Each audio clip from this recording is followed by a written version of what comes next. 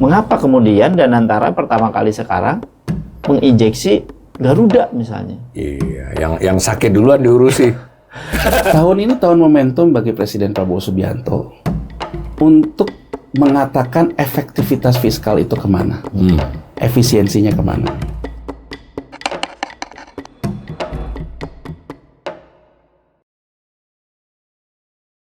Salam cerdas, Ibu Bapak, saudara-saudara yang saya hormati, kembali berjumpa di kanal ini dalam sesi Indonesia Economics Club, jadi klubnya para ekonom. Nah, kali ini saya kedatangan 2 tamu, semua ekonom. Nanti suatu saat IESI juga akan mendatangkan para pelaku ya. Yang pertama Dr. Rizal ya, Dr. Rizal Taufikur Rahman. Dia ini pengajar ekonomi, juga ekonom senior di sebuah lembaga think tank, Indep. Assalamualaikum Mas Rizal. Waalaikumsalam Mas Awalil. Pertama kali ini ke sini, nanti Iya. mudah-mudahan akan sering ini nanti. Amin. Kemudian yang kedua, ya ini tandem saya yang hampir selalu muncul di kanal ini, Dr. Yanuar Rizky. Assalamualaikum Mas Yanuar. Waalaikumsalam Mas Awalil. Kami bertiga akan berbincang tentang kondisi terkini ya dari perekonomian Indonesia. Tapi ini kebetulan kami ini ya perspektifnya perspektif ekonom, bukan perspektif pengusaha dan juga mungkin bukan perspektif pengambil kebijakan. Tapi mudah-mudahan perbincangan kami ya bergunalah buat kedua pihak itu, dan mudah-mudahan lebih berguna lagi buat para masyarakat yang ingin mengetahui lebih jauh tentang dinamika ekonomi Indonesia. Khusus kepada Mas Rizal, saya panggil Mas aja ya, ini ya memang kanalnya literasi lah. Kritik-kritik boleh, tapi kita literasi dulu. Nah, saya kasih pengantar mungkin kepada pemirsa. Ini kan selama 1 bulan terakhir ini kita memperoleh banyak berita ya, informasi resmi lah, publikasi resmi. Nah, antara lain soal data pertumbuhan ekonomi Indonesia triwulan 1 2025 yang kurang lebih isinya memperlihatkan adanya perlambatan pertumbuhan ekonomi. Tapi hati-hati ya buat pemirsa, tetap tumbuh, cuma melambat. Jadi jangan sampai juga dibilang kontraksi, itu namanya turun. Ini laju kenaikan yang turun. Tentu ada data-data rinciannya yang mungkin nanti sebagai ekonom kawan saya berdua ini bisa menjelaskan. Nah, sebelum itu sudah ada proyeksi dari lembaga internasional ya, dari IMF maupun dari World Bank. Kedua-duanya memang meramalkan, memproyeksikan, memperkirakan ekonomi Indonesia ini akan melemah di tahun 2025 ini di kisaran 4,7%. Tahun kemarin kan 5,03 dan APBN masih 5,2. Nah, lembaganya Rizal juga sudah, nanti biar orangnya sendiri yang mengatakan, sudah membuat proyeksi. Karena saya dengan Yanuar ini sudah berkali-kali juga kita memperkirakan memang akan melambat, tapi berapa nggak tahu. Nah, jadi ini bersambung. Yang menarik adalah baru saja keluar KEM PPKF. Itu para pemirsa adalah draft pra APBN ya, kira-kira begitu ya, dokumen resmi dari pemerintah. Nah, proyeksinya 2025 ya masih tetap APBN 5,2. 2026 5,2 sampai 5,6 terus naik. Jadi ini menarik ya. RPJMN sudah ditetapkan Februari, juga tidak ada menyinggung-nyinggung kemungkinan perlambatan. Meskipun analisis dari 2 dokumen tentang kondisi eksternal itu panjang lebar. Ini kanal ini juga khusus saya waktu menyampaikan analisis itu juga kadang saya agak bingung ya, nanti biar dikomentari juga. Ini kalau setiap paparan Kementerian Keuangan, paparan Bank Indonesia, paparan pemerintah ini di paragraf-paragraf depannya atau slide-slide depannya itu kondisi eksternal. Kalau bahasa netizen cari ngeles dulu alasannya gitu. Ini tantangan susah. Nah, tetapi hebatnya kemudian ini Indonesia salah satu yang terbaik untuk merespon ini. Sehingga tetap pertumbuhan tadi mau tinggi. Itu yang kita lihat. Tapi itu wajar lah ya sebagai pemerintah ya memang, atau Bank Indonesia juga bangun optimisme. Tetapi lembaga internasional, beberapa lembaga think tank, kita juga ekonom secara individual sudah jauh hari sebenarnya mengira 2025 ini kemungkinan besar tidak sebaik 2024 dan jelas lebih tidak baik dari proyeksi pemerintah. Tapi nanti itu dikomentari. Nah, itu kan menarik. Nah, kalau kita kaitkan dengan hal lain, nanti bersambung aja ini. ya ada informasi tentang ketenaga kerjaan di satu sisi, angka pengangguran turun, tapi fenomena PHK dan sebagainya. Dan ini kan perlu penjelasan ekonomi mengapa begitu. Nah, sudah tidak sedikit yang mengatakan terjadi penurunan daya beli dan seterusnya. Tapi so far sejauh ini Mas Yanwar, Mas Rizal, tidak ada loh pengakuan tegas di dokumen ya. Di dokumen Bank Indonesia, di dokumen tadi Kempen, nggak ada. Jadi tidak ada pengakuan resmi bahwa daya beli itu sedang melambat misalnya. Dan itu kan salah satu penyebab pertumbuhan ekonomi. Kira-kira para pemirsa latar belakangnya itu. Tapi kita mau coba analisisnya pelan-pelan. Dari kedua ekonomi ini kita mungkin perlu tahu. Jadi kalau disebut perlambatan ekonomi itu kalau di perlambatan ataupun yang mau di denial ya dua-duanya sah sih. Yang namanya tidak setuju kan boleh namanya proyeksi. Itu kira-kira penjelasannya apa? Pertumbuhan ekonomi itu apa? Mungkin secara ringkas. Nanti baru kita bersambung mengalir aja aspek-aspek lain. Mungkin Mas Rizal dulu nih. Jadi bagaimana menggambarkan opini sebagian orang berpendapat terjadi perlambatan ekonomi dan bahkan setahun nanti itu mengatakan perlambatan ekonomi dengan terutama sekali mengacu pada pertumbuhan ekonomi.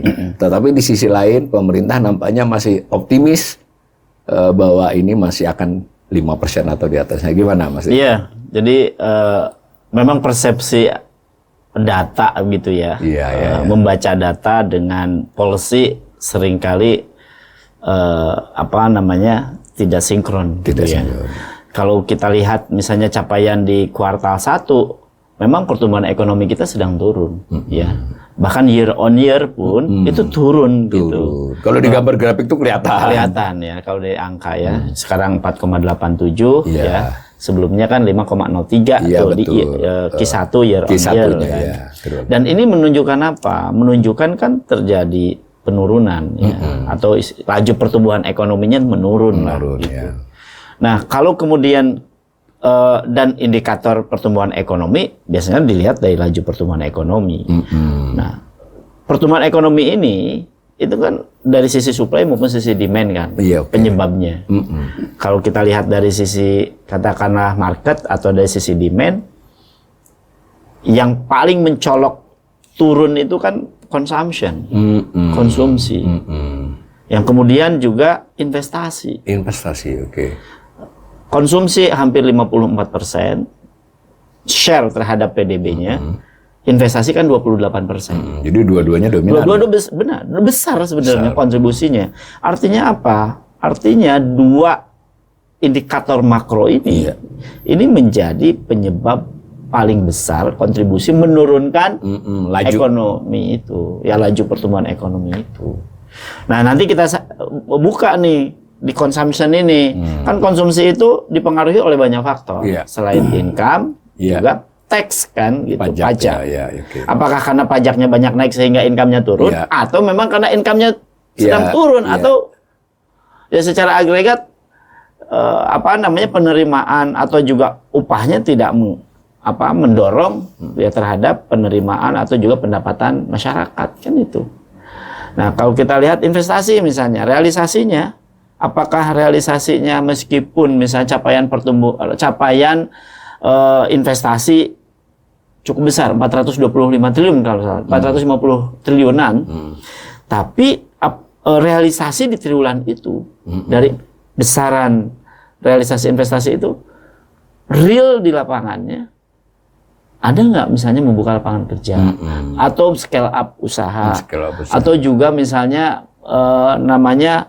membuka industri-industri baru atau pabrik-pabrik baru, terutama di kawasan-kawasan yang sudah disiapkan kawasan ekonomi khusus, kawasan industri gitu. Kan ini menjadi indikator-indikator investasi. Meskipun ada lagi di sektor keuangan kan. Nah, jangan-jangan investor itu yang tadi angka besar itu lebih banyak di sektor keuangan gitu.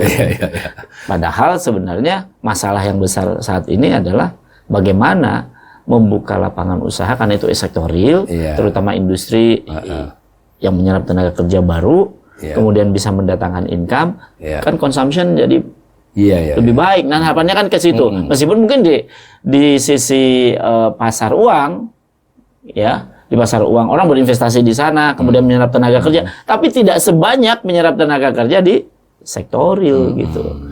Nah ini yang menurut saya menjadi PR pemerintah gitu ya, bagaimana fiskal, nah dalam konteks ini ya fiskal bisa menjadi stimulus ya memperbaiki kinerja dua indikator makro ini. Ya terlepas dari nanti G kan di situ G juga kan kelihatan tuh turun minus kan 3, berapa persen lah begitu. Ini kan menunjukkan apa? Fiskal ini ternyata tidak menjadi stimulus ya terhadap perbaikan kinerja ekonomi di triwulan pertama dengan optimal gitu.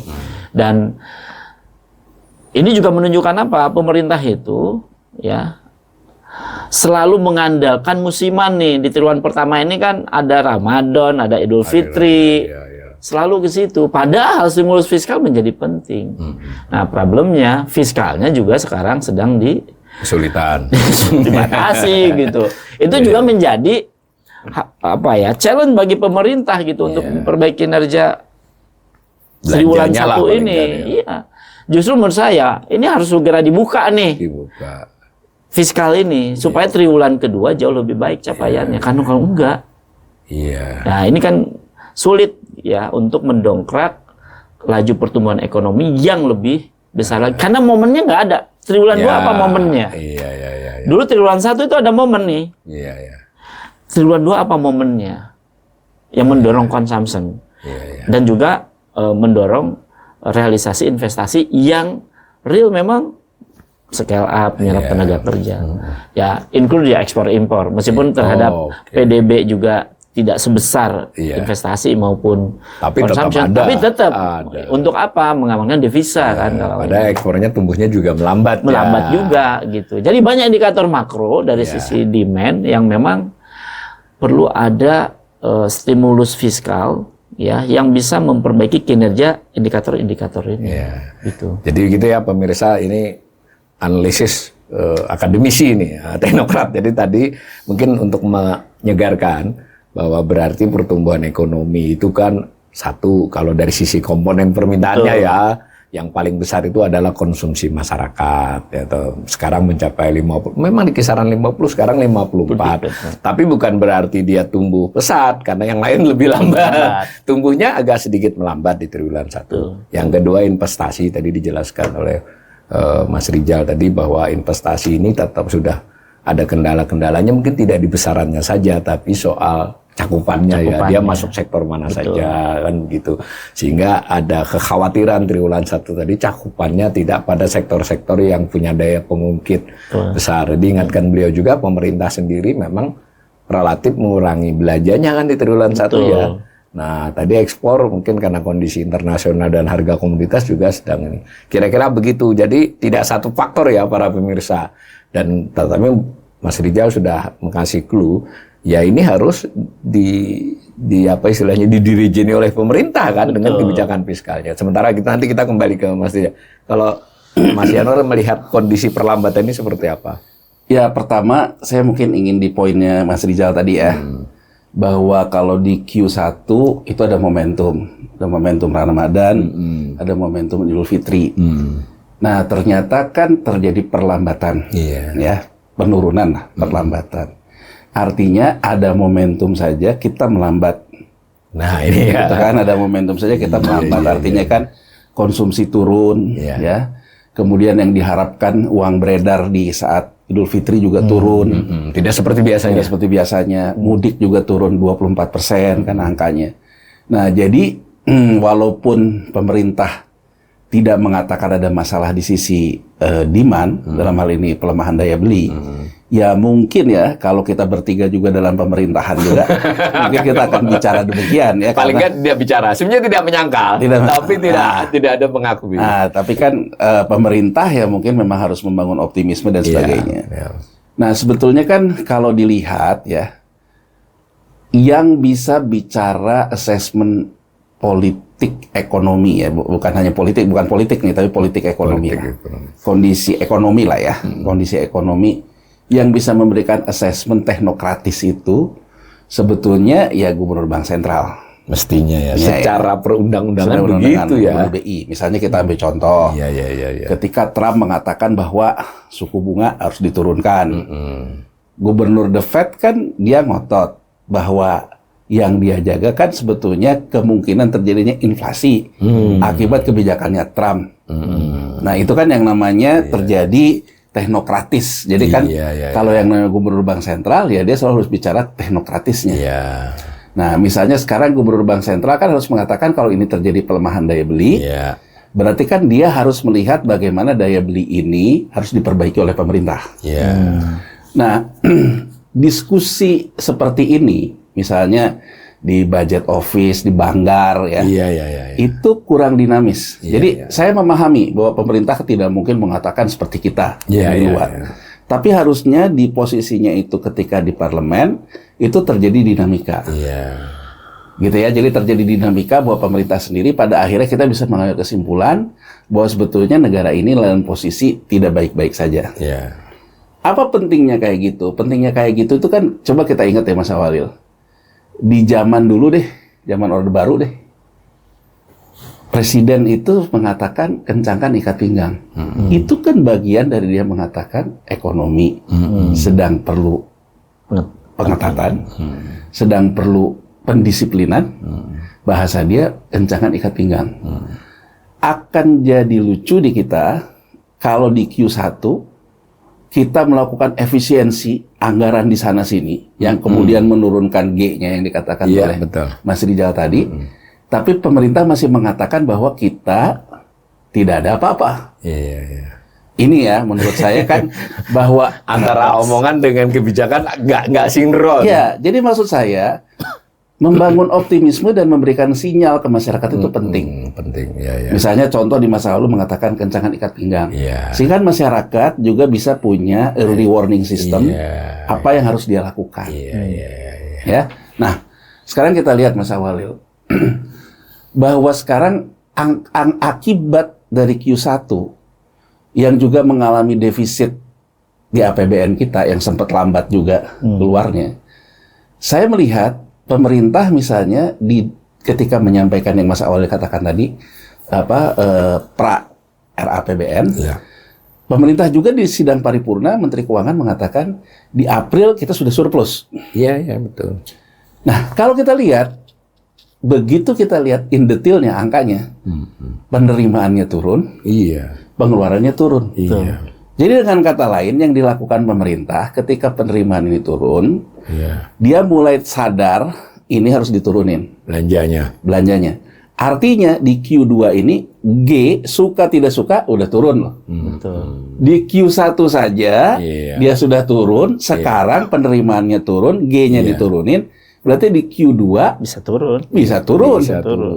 Dan kita tidak punya momentum yang dikatakan Mas Rijal tadi. Iya, betul. Ya kan? Nah, pemerintah kemudian mengulang lagi untuk menstimulus kepada daya beli, diberikanlah diskon listrik. Di Q1 juga diberikan. Iya, diskon Jangan pesawat. angkat juga malah Nggak begitu. ngangkat. Jadi artinya saya ingin mengatakan kita kepada fakta empiris saja. Ya kan? Iya, Fakta empirisnya di Q1 ada momentum yang dikatakan Mas Rijal. G-nya turun. Ya. Tapi juga kita juga melihat pemerintah memberikan stimulus. Iya, ada listrik Januari Februari listrik. Tetap turun. Tiket juga diturunin. Tambah turun. Tambah turun. Nah sekarang di Q2 dengan resep yang sama, pemerintah ingin melakukan hal itu dan dia mengatakan bahwa ini bisa mendongkrak perekonomian ya. Jadi artinya teman-teman ekonom yang pro pemerintah kan suaranya begitu, bahwa yang dilakukan ini mendongkrak daya beli lah. Daya beli. Kedua, bedanya paket stimulus ini yang kedua ini, dia menstimulus upah, subsidi upah, ya kan? Subsidi upah di kelompok tertentu. Nah, sebetulnya pertanyaannya yang dikatakan Mas Rijal tadi, investasi yang melambat, yang 24% dari share GDP kita, kan konsumsi tadi kita udah lihat ya. 54. Investasi yang melambat sebetulnya kan bisa dilihat juga dengan terjadinya PHK di sektor formal. Bisa dilihat juga dari penurunan PPH. PPH badan, ya kan? Berarti sebetulnya dunia usaha dalam posisi dalam posisi PHK, declining lah, dalam posisi menurun. Nah, sekarang kalau misalnya subsidi upah ini mau dilakukan, kalau pekerjaannya masih ada, dapat. Tapi kan, gini Pak, kalau pekerjaannya sudah tidak dapat, ya dia tidak dapat. Nah, saya ingin membuka pembahasan ini, gini Mas Awalil. Kita ingat nggak, waktu perdebatan di era COVID misalnya. Dulu era COVID ada perdebatan, kita memberikan subsidi upah, atau memberikan universal transfer. Yang semua orang dibagi gitu. Jadi pemerintah membagi uang ke semua orang, tidak peduli dia seperti apa, pokoknya dibagi oleh pemerintah. Nah, kita kan lebih memilih subsidi upah ya, dan BLT, tidak universal transfer. Nah, menurut saya, dan banyak negara pakai universal transfer. Jadi kalau menurut saya, kalau memang pemerintah ini pengen mendongkrak dengan cara yang berbeda, menurut saya dirubah, harusnya kan universal transfer. Ya oke lah, kelompok-kelompok yang misalnya kayak kita nggak kebagi, dipermudah pilah lagi ya. Nggak banyak 40% terbawah lah dapat 40% terbawah, jadi termasuk ojol yang tadinya dapat transfer langsung kan ojol nggak mungkin dapat subsidi upah kan. Nah mereka mungkin kalau itu yang dilakukan, benar kita bisa mengatakan stimulus fiskal mendorong orang punya uang di saku yang dibagikan oleh pemerintah, yang diharapkan dipakai untuk belanja. Jadi saya ingin mengatakan kalau subsidi upah, saya juga ingin men-challenge pemerintah. Di tengah orang sekarang banyak keluar dari sektor formal, pemerintah subsidi pun orang yang di luar ini nggak dapat. Padahal yang di luar ini udah ngambil pinjol lah, ngambil tabungannya lah. Nah, jadi kembali ke pertanyaan Mas Awalil tadi, saya melihatnya sih ya matematis saja, empirical gitu ya. Menurut saya ya kita memang dalam posisi survival, dalam posisi perlambatan. Yang jadi tumpuan juga kelihatannya menurut saya kenapa pemerintah tidak memilih universal transfer. Menurut saya susah dipungkiri bahwa pemerintah kelihatannya mengalami kesulitan cash flow. Menurut saya loh ya. Karena kalau pilihan universal transfer langsung angkanya harus cash. Jadi menurut saya pemerintah kelihatannya kesulitan cash flow gitu ya. Dan saya melihat gini Mas Awalil.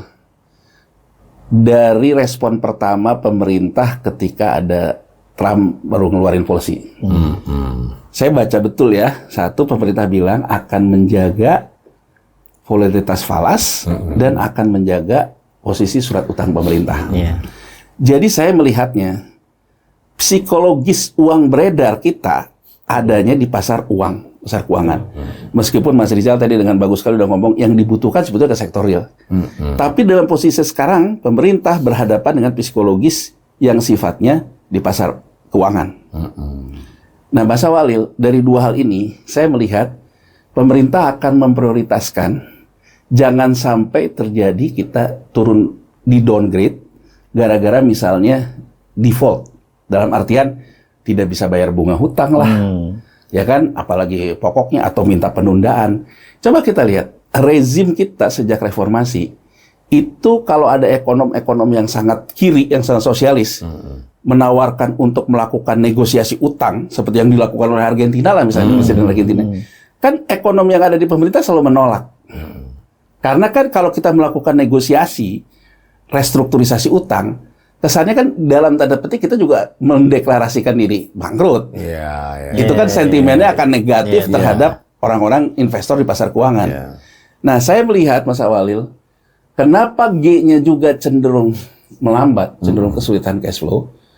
Pemerintah tetap memprioritaskan jangan sampai pemerintah tidak bisa bayar utang.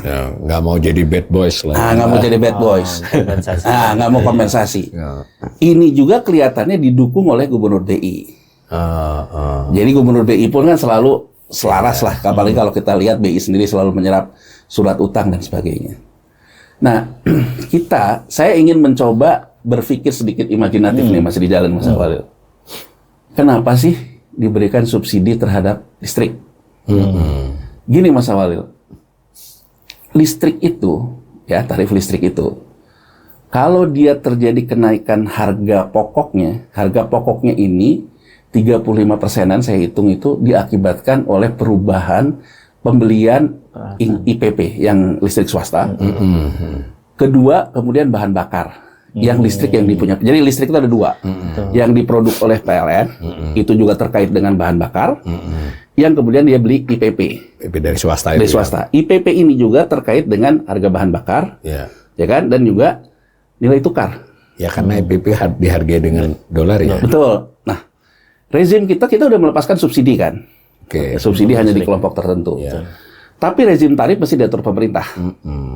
Misalnya saja kemarin ketika era pemerintahan Jokowi, pemerintah menerapkan tidak menaikkan tarif listrik. Pemerintah kemudian memberikan kompensasi karena pada waktu itu harga bahan bakarnya yang batu baranya naik, nilai tukarnya melemah. Memberikan kompensasi yang sebetulnya subsidi-subsidi juga. Ya kepada PLN. Ada PLN. Nah, ketika pemerintah memberikan subsidi dan hak tagih dan sebagainya, dan ada IPP, terdapat juga standar akuntansi yang diterapkan terkait leasing, standar akuntansi 30, yang diinterpretasikan lewat interpretasi standar akuntansi nomor 8, bahwa yang namanya IPP, power plant swasta, itu harus masuk ke dalam ISAK 8. Dan artinya apa? Semua hutang yang diakibatkan IPP segala macam masuk situ. Nah, PLN dalam posisi pada waktu itu, kalau itu segala macam masuk, ya, PLN akan dalam posisi rugi dan mengakibatkan terkendala terhadap penerbitan global bond selanjutnya. Padahal penerbitan global bond selanjutnya untuk merevolving global bond sebelumnya yang belum selesai. Iya. Nah, coba kita lihat dari pelajaran kasus ini. Mungkin nanti teman-teman di kanal ini juga bisa nge-search lagi. Tahun 2017 itu solusinya apa coba? Pemerintah tetap dia tidak menginginkan terjadi gejolak di pasar surat utang. Yang diatur oleh pemerintah, kan ini juga surat utang. Menteri Keuangan mengirim surat pertama ke Menteri BUMN dan Menteri ESDM. Kemudian menjadi jaminan pemerintah terhadap kompensasi BBM segala macam itu yang di PLN. Itu pemerintah menjamin, karena kan ada muncul juga PSAK yang terkait dengan impairment itu. Dan kemudian Menteri Keuangan juga kemudian mengirim surat ke OJK, minta PLN dikecualikan terhadap penerapan ISAK 8. Kenapa saya sejauh ini, Mas Rijal, Mas Awalil? Karena ternyata supply listriknya kebanyakan dari IPP. Ya, permintaan kurang. Permintaan kurang. Ya, apalagi semakin ngirit orang nih kalau nggak punya duit. Khusus di Jawa loh. Khusus di Jawa. Jawa. Khusus di Jawa. Nah, saya sekarang ingin menggambarkan pada waktu itu kondisinya supply berlebih, ekonomi nggak ada apa-apa, harga naik dan sebagainya. Pemerintah sampai mengeluarkan dan OJK setuju bahwa PLN dikecualikan. Meskipun Mas Awalil kalau kita baca dari bondholder internasional banyak yang mempertanyakan. Kenapa kok standar akuntansi bisa dikalahkan oleh kepentingan. Oleh segala macam. Tapi ya yang namanya investor sepanjang ditukar dengan bunga baru ya kan dia apa aja juga diambil. Nah, sekarang coba kita imajinasi nih Mas Rijal, Mas Awalil.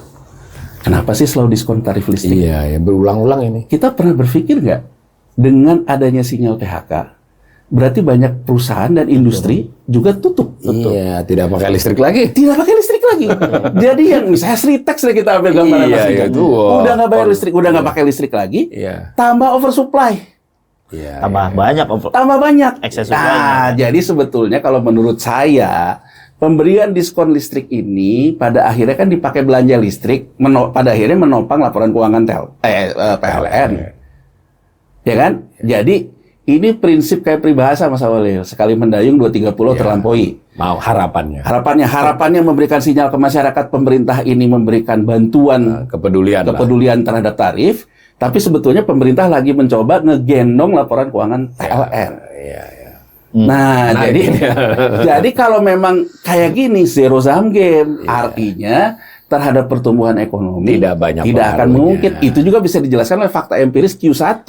Diskon listrik tidak banyak menurunkan. Itu sih sekedar analisis. Nanti kalau khusus PLN ini kayaknya kita harus tapping lagi. Jadi saya baru mengunduh laporan, kan sudah ada laporan auditnya. Nah, kita kembali. Tapi argumen ini bagus, artinya seolah-olah dari 6 disebut 6 paket, sebenarnya sih bukan 6 paket, turun. Ya, yang baru hanya bahwa ini istrinya subsidi kalau disederhanakan. Ya, ini kan terkait tuh dengan tadi pendapatnya Rijal tadi bahwa ya berarti kalau dibaca secara teknokratis terlepas dari info ini, seolah-olah kan pemerintah ingin bukan seolah-olah emang dinyatakan ingin mendorong konsumsi kan. Nah, tetapi kita sudah dapat juga info dari BPS tidak langsung terkait, tapi kita ekonom kan menghubungkannya data tentang ketenaga kerjaan bulan Februari. Ya betul, karena ini sudah menjelaskan angka pengangguran TPT turun, tapi jumlah penganggurnya naik karena kan. Kenapa dia turun? Karena jumlah angkatan kerjanya bertambah lebih cepat.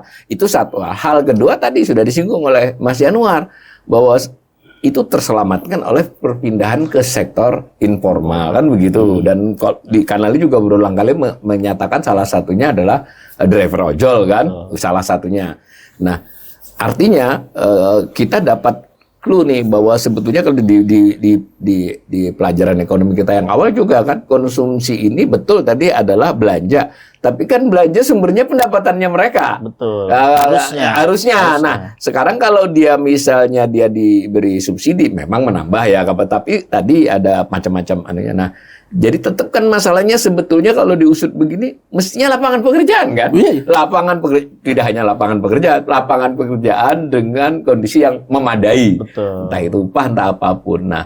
Nah, kira-kira kalau dikaitkan dengan itu, Rijal melihat nggak bahwa ya bagaimana pandangan terhadap kondisi lapangan pekerjaan ini, tentu dikaitkan dengan pertumbuhan ekonomi ini saat ini dan sama juga ini sudah berita PHK begitu. Datanya dinyatakan oleh Kementerian Tenaga Kerja begini, sementara data di BPJS Ketenagakerjaan segini, data asosiasi lagi kalau dijumlahkan kan, jadi ini agak beda lah. Tapi sebenarnya ada suasana sudah mengakui bahwa PHK di 6 bulan terakhir, ya berarti 1 tahun lah di triwulan 3 terutama, triwulan 1 ini terutama, itu kan real. Nah, ditambah dengan akhir-akhir 2024. Nah, ini menurut Rijal, apakah ada potensi, berisiko lah, bukan potensi ya, kalau potensi kan bagus ya, risiko akan meningkat kembali, atau bagaimana? Karena kok benar nggak cara saya melihat bahwa ini kalau mau mendongkrak konsumsi,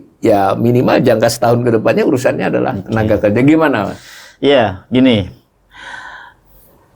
Namanya pengangguran pasti erat kaitan dengan ketersediaan tenaga kerja kan. Iya. Ya, ketersediaan pasar kerja. Pasar kerja. Gitu. Kan pengangguran itu solusinya apa? Pekerjaan. Iya. Kan bukan subsidi. Bukan subsidi. Bener kan, Pak? Short term mungkin untuk consumption, tapi itu untuk konsumsi. Iya. Bukan memperbaiki. Dan itu pun angkanya terbatas loh, karena pemerintah nggak cukup duit juga. Justru menurut saya, waktu kalau kita lihat di Q1, itu clear 85.000 orang Q1 itu nganggur. Yang sebelumnya punya pekerjaan formal.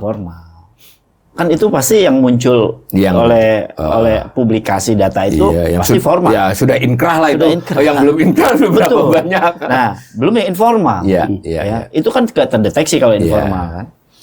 Nah, kalau misalnya kira-kira gimana nih gitu ya, triwulan kedua, triwulan ketiga, triwulan keempat dengan kondisi begini.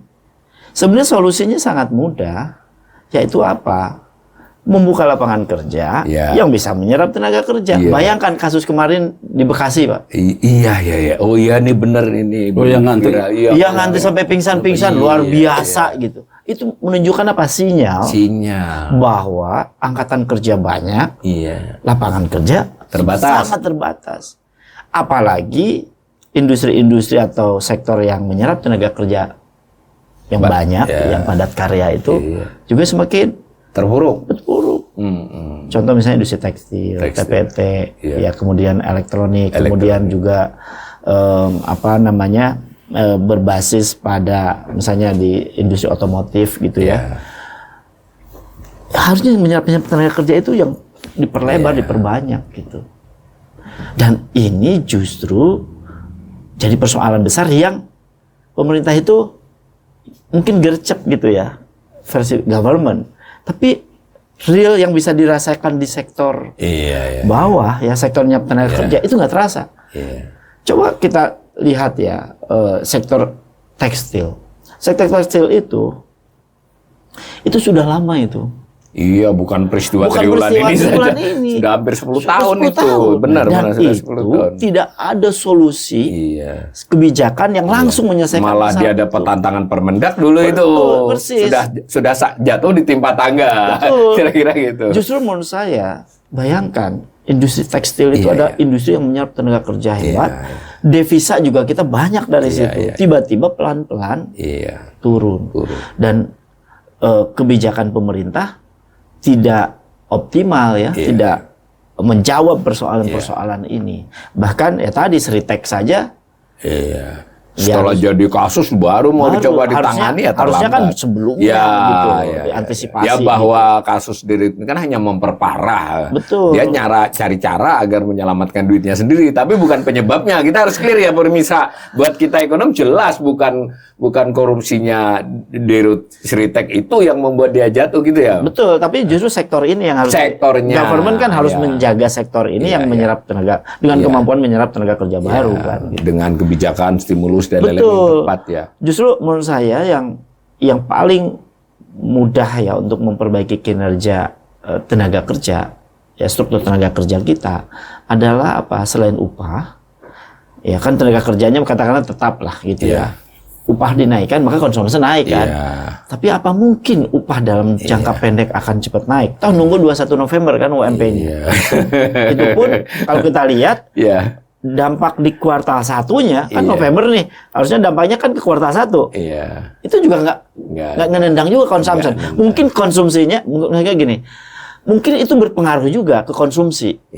Tapi kecil. Belum momen Lebaran, itu kecil.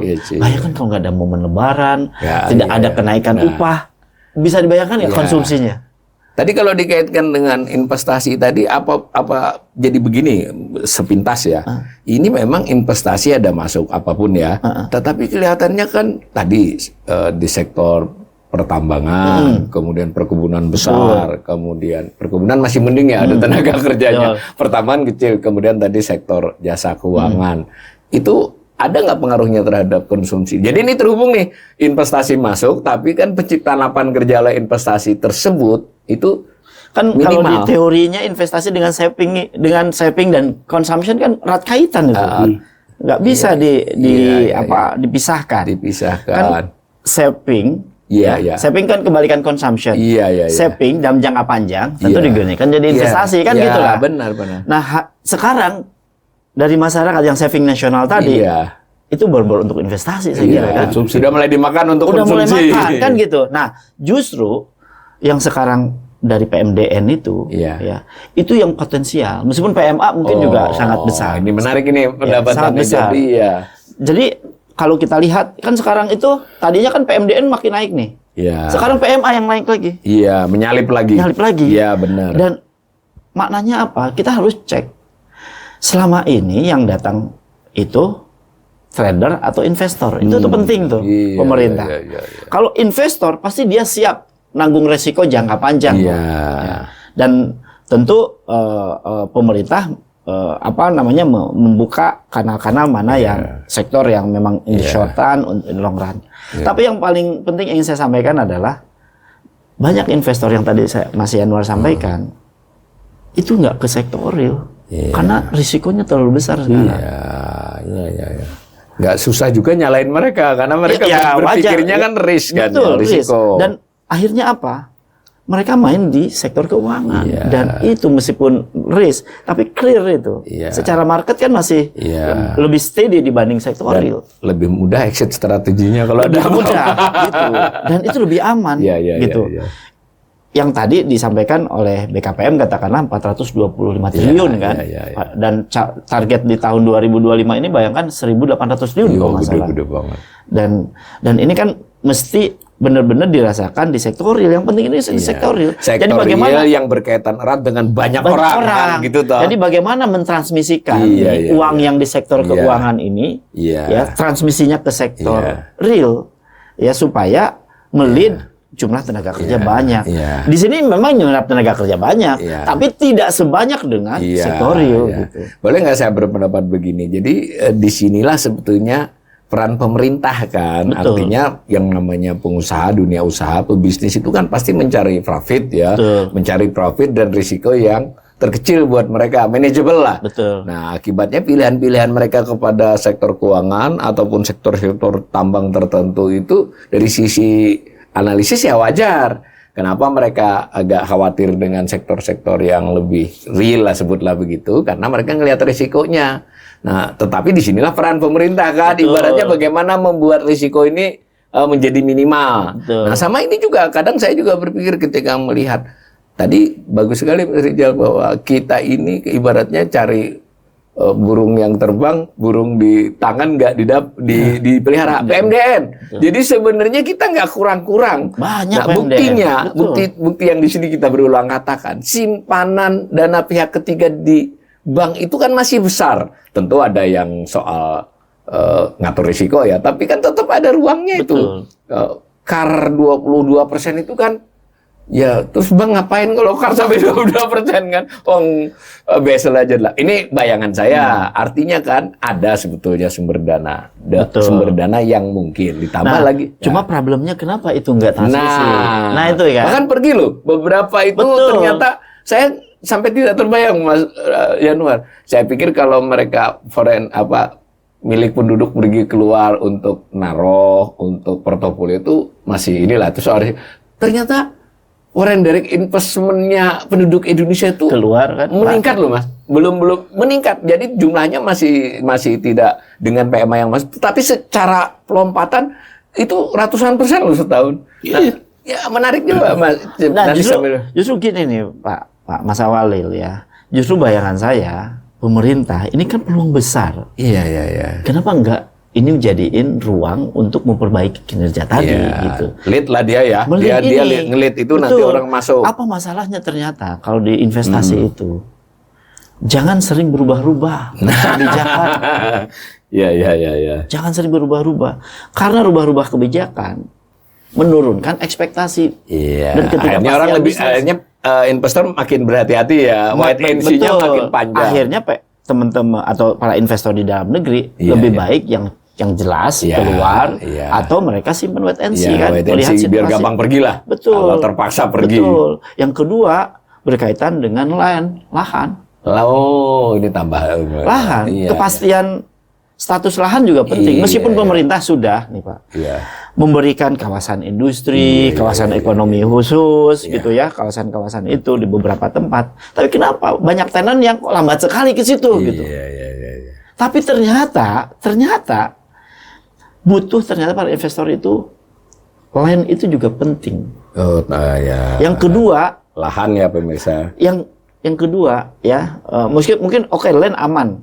Tapi daerah seringkali Melakukan kebijakan yang macam-macam. yang seringkali land ini terkait dengan kepastian lahan, ya perizinan dan lain sebagainya, khususnya lahan. Ini katakanlah oke lah pemerintah, karena biasanya kan dari pusat ya, kawasan ekonomi khusus ini gitu. Yang paling penting lagi adalah yang ketiga nih Mas, adalah tenaga kerja, Iya. kompetensi yang dibutuhkan oleh.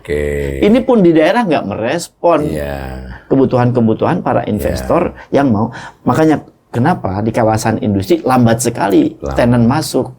Selain tadi masalah perizinan, masalah berkaitan dengan kepastian lahan, status. Karena kan biasanya investor lebih aman sewa berapa puluh tahun atau beli sekalian gitu pembebasan lahan. Meskipun ada kawasan industri, investor tidak selalu masuk di situ. Mengapa? Yang keempat problemnya supply chain-nya. Ketika dia di situ, jauh nggak gitu. Nah, dia butuh sekali.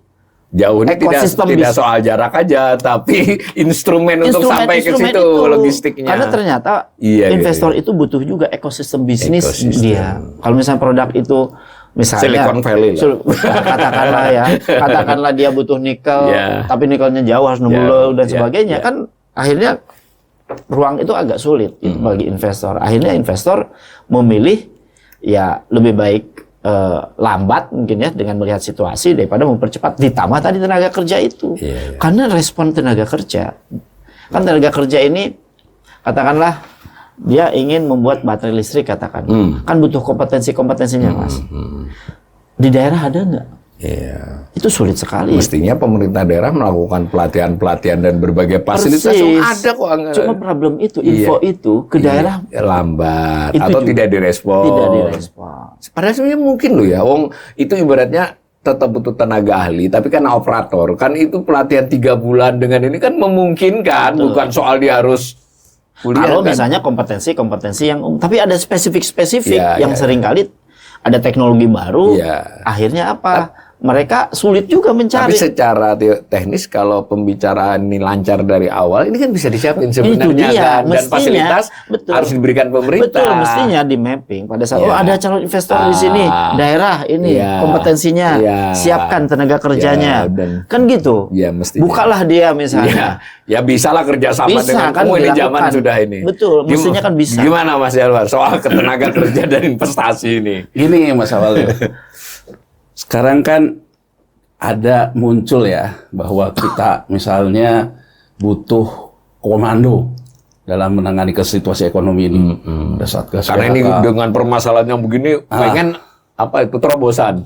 Jadi sistem ekonomi komando. Ya, saya ingin memberikan satu gambaran. Ya, tidak semua itu karena komando. Kan ini merefer, gini loh. Ini pemahaman saya. Jadi pemahaman saya, Presiden Prabowo Subianto ini kelihatannya melihat bahwa satu-satunya ekonomi kita tumbuh berkualitas, ya, itu sebetulnya ketika era Orde Baru, yang teknokratnya salah satunya bapaknya. Implisit begitu pandangannya itu. Nah makanya kan kalau kita sekarang yang orang rame-rame bicara gitu ya, isinya kan misalnya atau militer atau ada alumni Tarumanus SMATN. Menurut saya, beliau melakukan pendekatan dengan prinsip seperti itu di masa Orde Baru, ekonomi tumbuh berkualitas. Tapi saya ingin mengingatkan Presiden Prabowo bahwa Orde Baru tumbuh bukan hanya di sisi komando, tapi sisi teknokratis. Oh, ini menarik ini. Ini kan banyak juga yang sudah mengingatkan ya, menulis di media massa ya, hilangnya teknokratis dalam pengambilan keputusan. Presiden Prabowo jangan lupa, Orde Baru ditopang oleh Wijoyo, orang yang sangat teknokratis, dan juga ayahnya. Ya kan, ayahnya Profesor Sumitro. Coba kita lihat apa teknokratisnya di era Orde Baru. Satu, yang pertama kali dilakukan kan sebetulnya kebijakan land reform, transmigrasi. Sektor pertanian dibenahi dulu. Tanah disiapkan oleh pemerintah dengan anggaran pemerintah. Tanah sudah siap. Dikasih biaya. Dikasih, orangnya pindah dengan proses transmigrasi. Mas Awalil, saya melihat ya, misalnya di Papua, ketika misalnya Presiden Jokowi ingin melakukan cetak sawah di Merauke segala. Saya coba melihat di Papua, ternyata di Papua itu yang berhasil menjadi nanam sawah jadi padi, itu daerah-daerah transmigrasi. Nah, apakah tanah-tanah bakau, kemudian tanah-tanah yang basah rawa itu bisa dijadikan sawah? Nggak bisa simsalabim. Ternyata setelah saya pelajari, perlu treatment. Di zaman dulu Orde Baru, pemerintah melalui anggaran pekerjaan umum, anggaran PU, anggaran segala macam, menyiapkan lahan ini. Begitu lahannya sudah siap dengan sawah, kembali yang Mas Rijal katakan, karena kita ingin melakukan, walaupun ada protes ya, dari banyak orang penyeragaman pangan di era Orde Baru. Orang yang terlatih untuk menanam sawah orang Jawa kan, makanya diikuti oleh program transmigrasi. Pindahlah orang ini. Terlepas program ini kemudian menyisakan persoalan Jawa yang menjadi basis pertanian sawah perlahan-lahan menjadi tanah sawah jadi properti. Ini kan ada persoalan serius kita juga di situ. Tapi saya ingin menitik beratkan apa? Teknokratisnya apa? Teknokratisnya membenahi sektor pertanian, menyiapkan lahannya. Orang yang bisa bekerja itu juga orang yang dipindahkan transmigrasi. Itu teknokratisnya. Tidak ada kaitan dengan komando menurut saya. Itu kaitannya memang ada teknokratis yang diputuskan dan kemudian diciptakan. Komando malah justru untuk melaksanakan rancangan teknokratis itu. Betul. Nah, sekarang mau dibalik. Begitu kita sudah mengatakan bahwa kita swasembada beras lah dulu ya, walaupun terlepas dari orang yang mengkritik Orde Baru, tidak itu pencitraan juga. Terlepas dari apapun itu. Apa coba Mas Awalil teknokratis berikutnya yang muncul? Muncul banyak BLK, Badan Latihan Kerja. Iya, betul. Pelatihan kerja di mana-mana. Disiapkanlah orang-orang itu untuk bergerak ke arah industri. Ya kalau sekarang yang juga pernah di masa awal kartu prakerja, tapi kan prakerja dengan BLK berbeda loh. Beda. Prakerja itu cuma fasilitator. Ini benar-benar dilaksanakan pemerintah sendiri. Mas Awalil, kita ingat ya di zaman kita kuliah dulu biasa kan. Banyak. BLK itu sampai ke desa-desa ada BLK gitu. Ada BLK Menjahit, kemudian gitu. menjahit semua. Sampai sekarang banyak masih bangunan-bangunan. Masih, tapi BLK-nya udah nggak ada gitu. Jadi artinya kan BLK ini kemudian ambruk lah gitu ya. BLK segala macam. Nah, sebetulnya kan yang perlu kita koreksi dari reformasi ini bukan persoalan hanya sekedar manajemen, tapi abainya kita melakukan teknokratis ekonomi, politik ekonomi. Jadi kan kita tuh harus punya. Saya pertama menangkap kesan ada lagi Menteri Transmigrasi di kabinet Prabowo. Menurut saya rohnya udah dapat. Berarti dia ingin mengembalikan lagi ke era lama. Cuman ini tuh saling nggak berkaitan gitu loh Mas Awalil. Nggak sendiri-sendiri. Jadi swasembada pangan sendiri, transmigrasi sendiri. Itu yang menurut saya. Kalau sekarang orang banyak bicara Sumitronomics, jadi jangan kesannya tuh kita karena presidennya sekarang anaknya Prof Sumitro, kita juga seolah-olah Sumitronomics. Jelaskan gitu. Sumitro itu melakukan policy teknokrasinya apa, itu yang kita dorong ke presiden untuk melakukan. Nah sekarang Mas Awalil, kembali ke pertanyaan itu tadi ya, yang foreign direct investment dari kita. Mas Awalil, coba bisa bayangkan nggak, misalnya sekarang, ya, Indonesia ini perlu beras. Kalau perlu beras, perlu sawah. Berarti bisnis pangan di Indonesia itu menguntungkan. Sekarang kalau kita lihat, pendekatan yang dilakukan adalah bahwa beras yang panen itu harus ke Bulog masuk. Sehingga pemerintah sekarang bisa mengklaim bahwa pemerintah punya cadangan beras. Tertinggi sepanjang sejarah. Tapi kan pendekatannya sebetulnya bukan dengan reform sawah. Pendekatannya kembali yang saya bilang tadi, komando. Memaksa orang setor ke Bulog. Memaksa orang setor ke Bulog. Satu sisi, ini akan berdampak apa? Nilai tukar petani. Nilai tukar petani yang diatur secara komando, sementara dia harus belanja diatur ke market mechanism. Barang yang dia harus belanja. Belanja market mechanism. Ini kan secara teknokratis. Sistem komando ini tidak konsisten. Ya kan? Nah, jadi artinya... Ini saya tambahin info terakhir, harga beras naik, tapi petaninya udah nggak punya beras. Iya, kan? Karena ini kan akan berdampak terhadap NTP dia, nilai tukar petani dia dikenakan sistem komando, sementara dia belanja tidak dalam sistem komando. Nah, sekarang Mas Awalil, problemnya adalah, jangankan buat pabrik. Mungkin kalau sekarang juga, misal deh, saya deh Mas Awalil gitu, saya kadang-kadang mempelajari, ini luar biasa ya kalau nanam kopi. Kopi ya. Tapi itu saya bingung kan, di mana ya nanamnya? Kalau saya nanam, oke, di daerah itu, saya baru datang ke sini. Yang coba deh kita uji dengan kita sendiri turun ke desa, ke lapangan. Udah ada yang ngintil. Entah itu maklar tanahnya, entah dia, yang artinya apa? Tidak mensuplai tenaga kerja seperti yang dikatakan oleh Mas Rizal. Yang dia katakan, soal keamanan saya jaga deh. Bahkan saya lihat tuh di TikTok di mana tuh ada yang sampai membuat konten kreator. Saya kan putra daerah, saya amannya aja lah. Bukan cari pekerjaan, tapi jual jasa keamanan. Yang sampai kemudian muncul isu ormas, seolah-olah ormas. Tapi kenapa ormas ini muncul? Karena kita itu sejak reformasi sudah lama mengkuburkan BLK kita. Yang akhirnya orang di desa tidak ada pekerjaan lain, satu-satunya datang pekerjaan kalau mau ada pemilihan disuruh jadi tim sukses. Bangsa kita jadi kebiasaan bahwa pekerjaan itu Mas Awalil. Jadi bangsa kita kebiasaan bahwa pekerjaan itu jaga keamanan, jaga orang, jaga apa? Kompetensi harusnya. Artinya yang hilang tuh apa? Yang hilang tuh teknokratis kita melupakan BLK. Nah, itu satu ya. Terus, kalau kita lihat Mas Awalil, kalau sekarang saya misalnya, ya udah deh, kalau gitu saya coba deh buat sawah. Katakanlah di Vietnam, di Myanmar. Di sana yang seperti kata Mas Rijal tadi, orang yang ngerjain ada.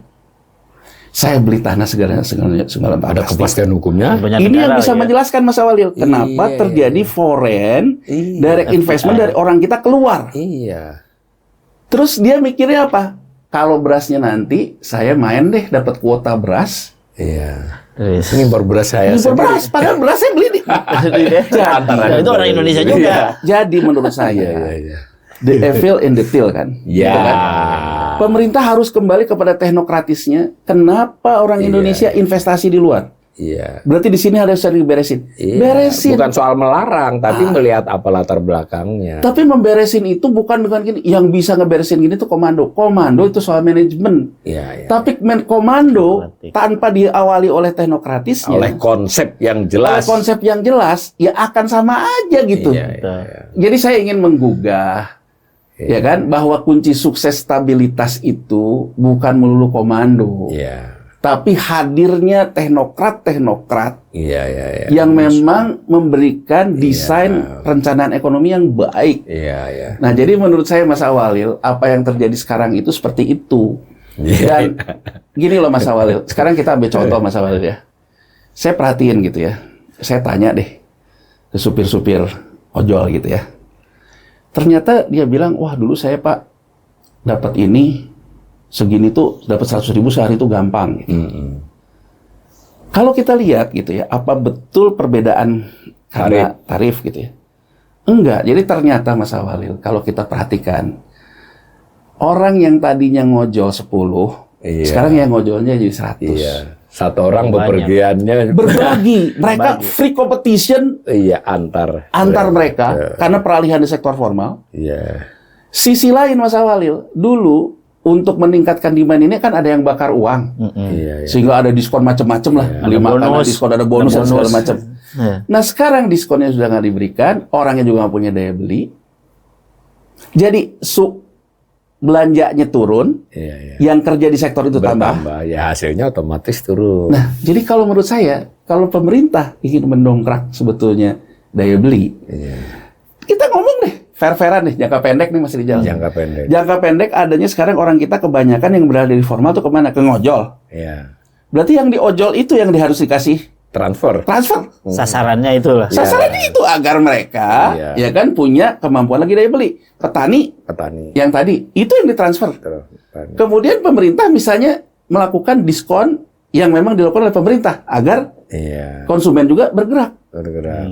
Tapi kan balik lagi, pemerintah punya duit nggak? Pemerintah punya duit nggak? Jadi kembali lagi sebetulnya bottom line-nya menurut saya pemerintah tuh sebenarnya saya nggak punya cash flow. Iya. Harus ada upaya menjelaskan lah. Betul. Terus terang lah. Jadi akhirnya stimulus itu buku ke buku pemerintah. Cuman buku-buku aja gitu, Bu. Tidak ada uang tunai yang keluar. Itu sih menurut saya. Nah, dari penjelasan kedua ekonomi ini tadi, jadi kita bisa ngambil case nih, kasus dalam konteks kita juga merasa sih pemerintahan Prabowo ini kita punya prasangka baik nih ya, ada konsep, ada rencana lah untuk ini itu dan mau coba yang dijanjikan juga dijalanin dan menyebut beberapa hal untuk soal meskipun tidak diakui sebenarnya sudah menurut saya sudah ada pengetahuan bahwa ini ekonomi melambat dan diduga sejak lalu, kemudian juga sudah diakui bahwa untuk mencapai 8% nantinya dulu kan berat. Nah, lalu ada program prioritas di samping memenuhi janji kampanye, tapi dianggap ini salah satu instrumen. Nah, saya sebut 3 lah program prioritas yang digadang-gadang mereka akan serius dan banyak daya dongkraknya ya. Itu MBG, gratis, kemudian perumahan. Kalau perumahan saya pernah bahas sama Yanor yang benar, kalau secara teoritis yang perumahan ini terbukti mengungkit di berbagai negara. Kalau MBG ini memang debatable nih, karena konsepnya seperti apa kan. Terus MBG, terus koperasi. Nah, yang ini tiga gimana? Apakah program prioritas ini menurut sejauh pengamatan Rijal ini akan bisa berperan untuk mendongkrak? Ya, memang ada program-program untuk mengungkit consumption ya. Jadi konsumsi itu erat kaitan dengan daya beli ya. Ya tadi ya. Daya beli kita itu, masyarakat kita itu, justru itu yang harus diperbaiki. Memang benar ada instrumen-instrumen ini. Tapi untuk mengakses instrumen ini, ada persyaratan. Ya tentu ada transmisinya. Ada transmisinya. Transmisinya itu yang harus dipikirkan. Katakanlah oke, MBG langsung direct katakanlah consumption. Nah consumption itu kan APBN. Iya. Oh itu gelontorkan APBN. Iya. G itu. G langsung itu. Kalau G langsung, memang harapannya Ada multiplier efek efek kan. pengganda. Dan ini erat kaitan dengan tata kelola. Tata kelola. Tata kelola yang menyentuh pelaku-pelaku lain. pelaku yang Khususnya, tadi daya beli sedang turun. Iya, supaya mereka ada pekerjaan lah gitu. Betul. Ini yang menurut saya mungkin proses menuju perbaikan gitu. Iya. Ya, pemerintah mesti ini nih. Iya. Contoh misalnya gini. Satu desa itu harus ada satu dapur katakanlah. Ya, Katakan 3.000 orang. ya, Beli beras hendaknya dari petani lokal situ. iya. dari Jangan desa. disuplai sentral dong. Betul. Yang kedua, katakanlah sayurnya dari petani di Iya. situ. Artinya dan supply chain-nya itu Iya. memang melembaga dan membuat kelembagaan supply chain di daerah. di Tata desa. kelola Tata kelola. berarti, iya, Itu yang menurut saya Ada potensi untuk mendongkrak. baru itu. Saya masih ingat betul dulu Pak Harto juga punya program ini. Ya, semacam itu ya. Semacam ini. Dan harapannya program ini untuk menghidupi ekonomi desa. Dulu Posyandu aja kasih makanan dan minuman, Betul. tapi lokal itu. Lokal. Ya. Posyandu dan itu menarik ini, itu. ini kalau dengan bahasa ekonomi kan supply chain-nya hidup Iya, gitu. Supply chain untuk iya. MBG di daerah-daerah. Iya. Nah kalau sekarang mungkin belum ke situ. Iya, masih yang penting jalan dulu. Tapi justru harus diperbaiki gitu supaya apa? Mendongkrak konsumsi. Kalau ditanya apakah MBG mendongkrak konsumsi? Iya, jika. Nah, Dan nampaknya triwulan pertama belum terjadi. Nah, Tapi belum. kalau diperbaiki Tapi ada peluang. Ada potensi. Ada potensi Oke. itu. Problemnya memang di tata kelola. Iya, tata kelola. Bayangkan hampir 200 triliun kan mau ditambah kan? Ya, Kan? 175 jadinya. Dan tahun depan 200 Betul. lebih. Artinya 170 triliun kalau nggak mendongkrak konsumsi Sayang kan? banget. Sayang banget. Itu dia. Kan Kalau multiplier efeknya kali 5 kan sudah 1000 bayangkan, itu. ya kalau dalam konteks memperbaiki kinerja di Ya. desa ataupun katakanlah sektor-sektor Ya. pertanian, Ya, itu keren. Itu justru menurut saya itu punya potensi besar. ya. Apalagi kalau kemudian apa namanya tadi dengan sistem komando yang ditopang oleh teknokratik yang Iya, kuat. ada desain kebijakannya. Betul. Gitu ya. Itu penting. Yang pertama itu yang MBG.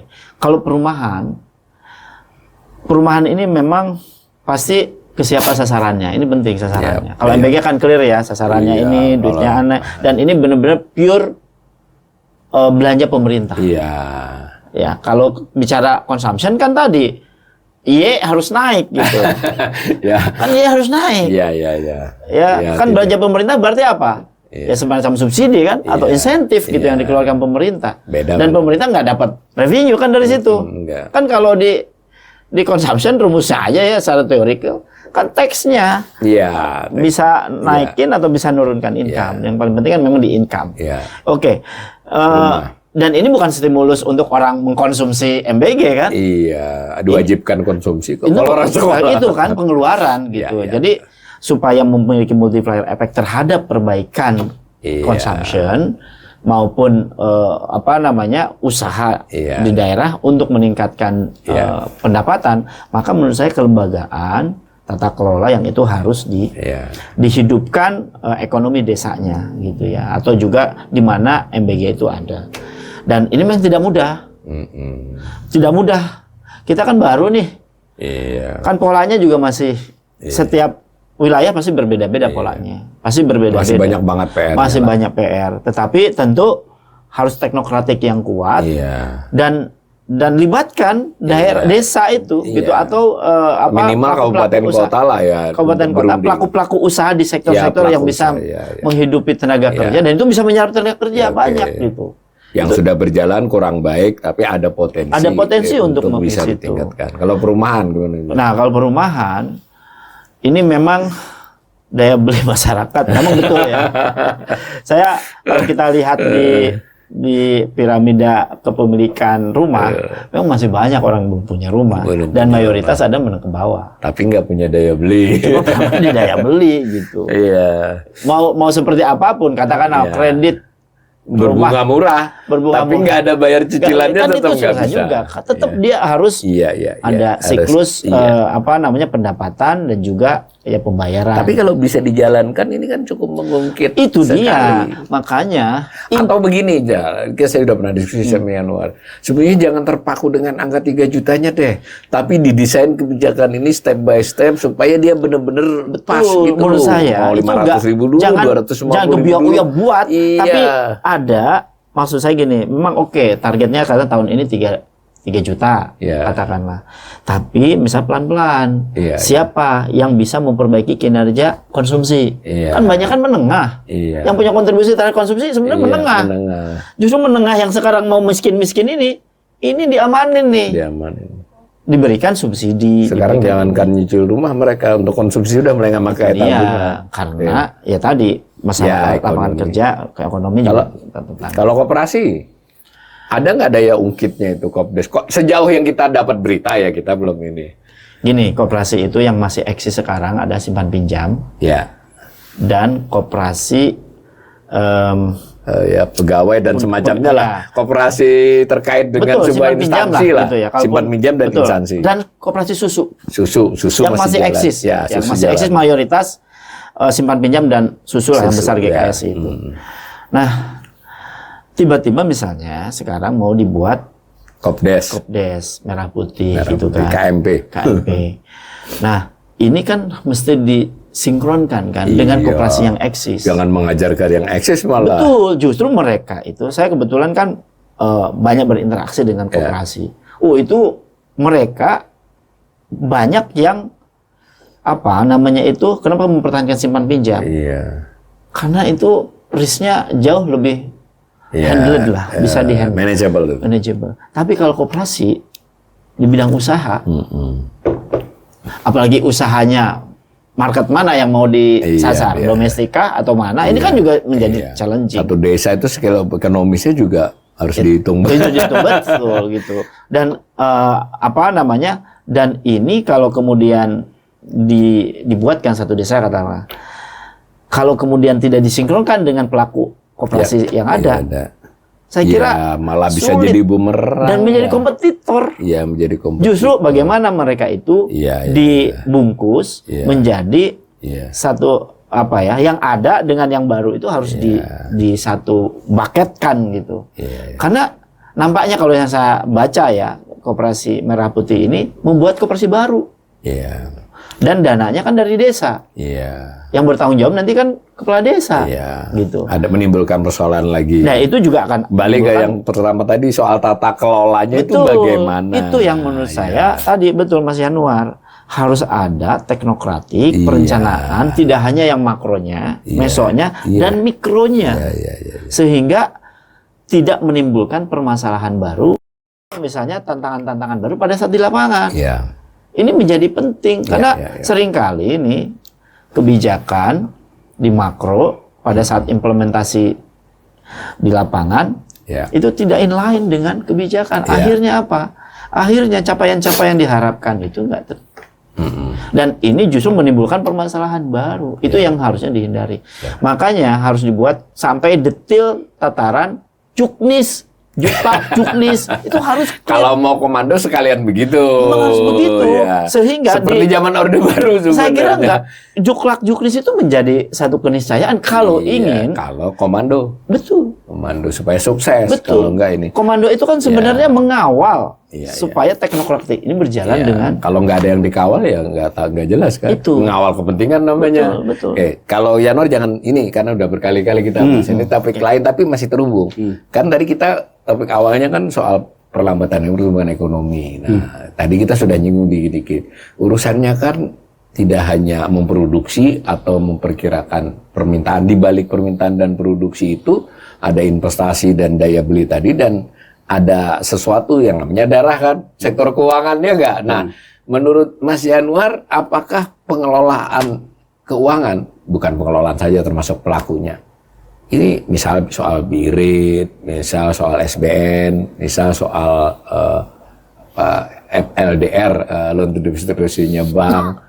Nah, dan tadi saya ingatkan tadi kalau dalam hal modal keluar itu Mas, itu yang paling gila memang investasi lainnya. Investasi lainnya kan di lembaga keuangan. Itu jumlah duit yang keluar lebih besar dari yang masuk untuk jenis itu. Ini keseluruhan soal darah perekonomian ini Mas Heran gimana? Kan ada analisis umum di beberapa ekonom, itu salah satu penyebab atau akibat itu antara penyebab dan akibat sama-sama. Perlambatannya adalah kurangnya darah ini, oli lah ada juga yang nyebutnya. Itu gimana pandangan Mas Heran?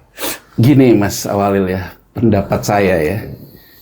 Yang jadi pertanyaan saya sejak lama, betul sih bahwa saving ratio kita itu rendah sehingga kita membutuhkan investasi asing. Ya, kan gitu ya. Teori lama tapi berlaku. Ya, berlaku. Tapi begini loh. Yang saya heran, misalnya tadi Mas Rizal udah mengatakan, dulu PMDN begini, di saat PMA begini. Walaupun sekarang ada salib-saliban. Tapi yang saya heran Mas Awalil, ketika PMDN itu juga dalam posisi tren menaik, ya. Iya. Pemerintah itu tidak pernah berkomunikasi dengan investor dalam negeri. Selalu ngomongnya kita memberikan karpet merah untuk investor asing. Ini Mas Rizal ini perlu guys bawa ini. Jadi gini loh, saya mengatakan kenapa pemerintah ini tidak menggerakkan budaya investasi lokal. Misal Mas Awalil ya, saya ambil contoh, Jepang kalah Perang Dunia Kedua Mas Awalil, hancur lebur. Udahlah negaranya habis dibom, hancur lebur dan sebagainya. Tapi apa coba yang mereka lakukan? Investasi lokal kan. Misalnya di sana yang sekarang kita kenal dengan asset backed securities, efek beragun aset. Kalau dalam banyak literatur sektor keuangan, asset backed securities itu pelopornya Jepang dan dia dianggap sukses di situ. Suksesnya di mana? Ketika mereka selesai Perang Dunia Kedua, dia gimana membangun lagi industri? Orang yang kena PHK, dia tawarkan, ini pesangonnya ya, kamu jadi pabrik emur. Emurnya nanti dibeli oleh siapa? Oleh pabrik mobil. Kan pabrik mobil harus melakukan PHK. Karena posisi kalah Perang Dunia. Tapi cara mereka melakukan teknokrasi apa? Dengan aset backed securities. Sekuritisasi emur. Sekuritisasi kan itu sesuatu yang kecil banget. Tapi dia lakukan. Ya kan, dengan kata lain bahwa pemerintah mengatakan bahwa ini ya pesangon kamu dalam bentuk ini, kita kasih insentif, nanti siapa yang akan beli emur kamu? Pabrik. Pelan tapi pasti Jepang kembali pulih industrinya. Bahkan bisa mengalahkan Amerika di tahun 70 sebagai negara yang kayak Cina hari ini. Tahun 70 kan Amerika kalah sama Jepang. Pelan tapi pasti. Nah, maksud saya Mas Awalil, kenapa sih kita tuh tidak bisanya mengatakan sekuritisasi kopi? Nih kopi, lahan kopi. Cengkeh. Kopi deh misalnya yang seorang kopi yang paling lagi ramai. Misalnya BUMN. BUMN sebagai yang menjaminnya lah. Dia melakukan sekuritisasi. Ini sekuritisasi lahan, kita yang melakukan manajemennya, kita yang cari petaninya, pemasarannya segala macam. Investasi EBA kopi harganya segini. Ditawarkan ke siapa? Ke yang lokal-lokal tadi. Coba Mas Awal. Yang masih punya duit di bank tadi. Sekarang kita pakai rasionalitas dari sisi pasar keuangan. Ya. Saya sekarang punya tabungan. Misalnya BI rate turun. Karena inflasinya itu turun karena kita deflasi. Akibat daya beli. Tapi di sisi lain, ekses likuiditas terjadi. Yang namanya yield surat utang jauh di atas BI rate, jauh dari inflasi. Logik saja, dan ini juga memang menjadi bagian dari pemerintah jualan sukuk retail lah, ya kan, sukuk tabungan lah, obligasi retail lah. Pemerintah sendiri mendorong terjadinya crowding out ini kan. Sekarang logika aja Mas Awalil, saya simpen nggak di bank, saya pindahin lah. Saya akan dapat yield lebih tinggi. Itu kan ekses likuiditas terjadi. Sekarang di level yang lebih tinggi, saya lihat gitu, volatilitas US dollar rupiah segini gedenya. Emas kalau beli antam doang, untung 100-200 ribu, itu pun lama. Kalau saya mainnya di New York Mercantile Exchange, yang emas, jelas, saya bisa dapat dua nih. Arbitrase nilai tukar, arbitrase ke emas. Itu yang menjelaskan Mas Awalil, yang di level yang lebih tinggi, pergi dia. Nah, ini Mas Awalil, kalau kita tawarkan, ini dengan kita melakukan sekuritisasi kopi, kita bisa kasih loh return ke Anda 8%. Minimal yang kecil-kecil tadi, yang sekarang ekses likuiditas ke Sun, ke sukuk dan sebagainya, akan pindah ke kopi. Toh sama ini dijamin pemerintah kan? Nah, Jadi maksud saya, pernahkah kita berpikir bahwa surat utang yang diterbitkan oleh fiskal itu menstimulus langsung kepada penyelesaian persoalan ekonomi?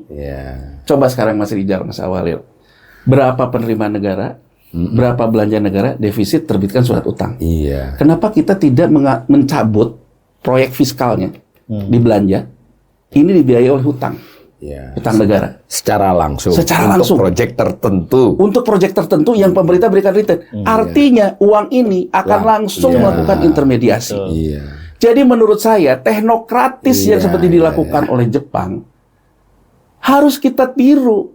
Mulailah dari sesuatu yang sepele. Katanya Vietnam juga lakukan. Ya, tapi kan persoalan gini loh Mas Walid. Persoalan kita tuh memang korupsinya nggak nahan ya. Nah, jadi artinya gini loh Mas Walid. Kalau program ini gue dapat apa? Kan jadi saya khawatirnya gini loh, sistem komando pun kalau kita tidak membenahi persoalan korupsi, akan sama saja. Korup lagi. Ganti orangnya aja. Ganti orangnya aja. Jadi coba Mas Walid ya, kita lihat deh. Cina ya, ketika Cina dianggap plagiat. Dilaporkan ke WTO. Memang benar sih Cina baru memegang Hong Kong ya. Tapi yang dikatakan oleh Cina gini, produksi aja yang plagiat itu. Kita ini konsumen terbesar juga di dunia. Jadi orang itu dijadikan value added betul lah dia. Dan dia ada keberanian. Ya udah, kita sekarang nggak boleh dagang ke lain, yang lain juga nggak boleh dagang, ditutup oleh dia kan? Produksi kita dimakan sendiri oleh kita. Dengan kata lain, yang tadi Mas Rijal katakan, misalnya tekstil, kita bersaing sama Cina. Kita akan bilang, kita tutup pasar kita. Kita penuhi sendiri. Mampu loh kalau tekstil itu penuhi sendiri. Konsumennya siapa? Ya kita sendiri. Nah kemudian kan akhirnya negara-negara di luar juga akan deal dengan kita, karena deal kita udah punya budaya investasi lokal. Nah kalau gini terus terang aja menurut saya, ini investasi berhadapan dengan asing, saya butuh duit gini, kita tuh kelihatan kayak orang butuh duitnya itu loh Mas Awali. Banyak duitnya. Akhirnya minta macam-macam kan, saya mau masuk kalau begini. Tapi kalau kita ngomong, ya kalau Anda tertarik ke sini ya masuk aja. Itu kalau kita ngomong apa yang terjadi di Cina. Dan bahkan Mas Awalil di Korea Selatan, ini karena Mas Awalil ngomong sektor keuangan ya. Korea Selatan, dan ini saya pernah tanya karena saya pernah studi banding dengan Korea Selatan kan sama-sama letter of intent. Waktu dulu saya masih kerja di bursa.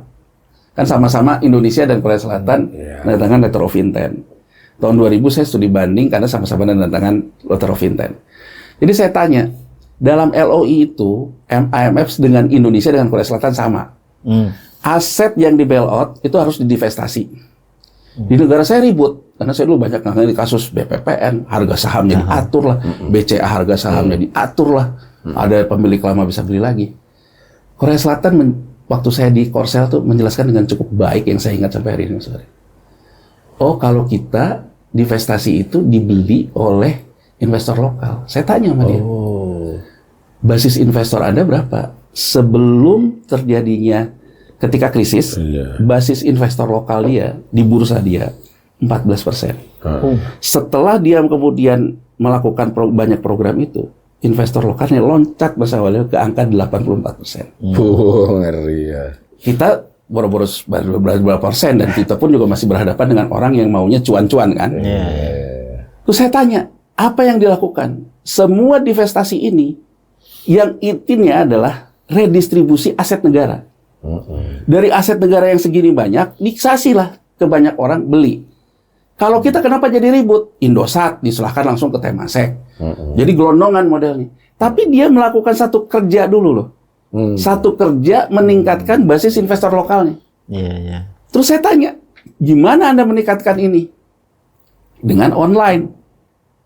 Bagaimana Anda mengejar digitalisasinya? Nah, dulu di Korea Selatan itu, dia punya tuh yang namanya wifi kota. Yang gratis itu ya. Mas Awalil, itu ngejiplak barangnya Cisco. Cisco ini kan punyanya Amerika. Sama, Korea Selatan juga sama kayak Cina. Ngejiplak. Awalnya lah ya. Awalnya. Terus saya tanya, itu dibuat sama siapa? UKM lah kalau bahasa kita. UKM itu apa? Dulunya di PHK dari perusahaan-perusahaan elektronik. Di PHK, persis kayak Jepang melakukan. Nah, jadi maksud saya Mas Awalil, ya, banyak contoh ya gitu. Banyak contoh. Sekarang kita challenge deh yang MBG. Koperasi Merah Putih. Iya. Kan kalau digabungkan, pemerintah tahu sekuritisasinya, Iya. pembiayaan kan nggak usah langsung. Pemerintah bisa tawarkan, ini saya tawarkan yang di Tasik.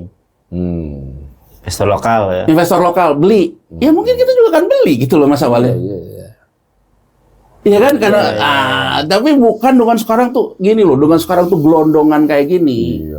Nggak jelas gitu loh, governance-nya juga nggak jelas. Iya, Tapi kan kalau kelolanya tadi yang nggak jelas. Kalau pemerintah harus jual misalnya program MBG di Tasik, digabungkan dengan Koperasi Merah Putih di Tasik lah, Benar. digabungkan dengan petani Tasik dan segala. Kan pemerintah harus buat prospektus masalahnya. Ya, prospektus lah. Nah, prospektus itu wujud dari pemerintah melakukan planning, melakukan teknokrasi. Jadi ada teknokratisnya, bagian-bagian bawahnya ada prospektus dan bahkan bisa di-share ke lokal. Iya, dijual ke masyarakat.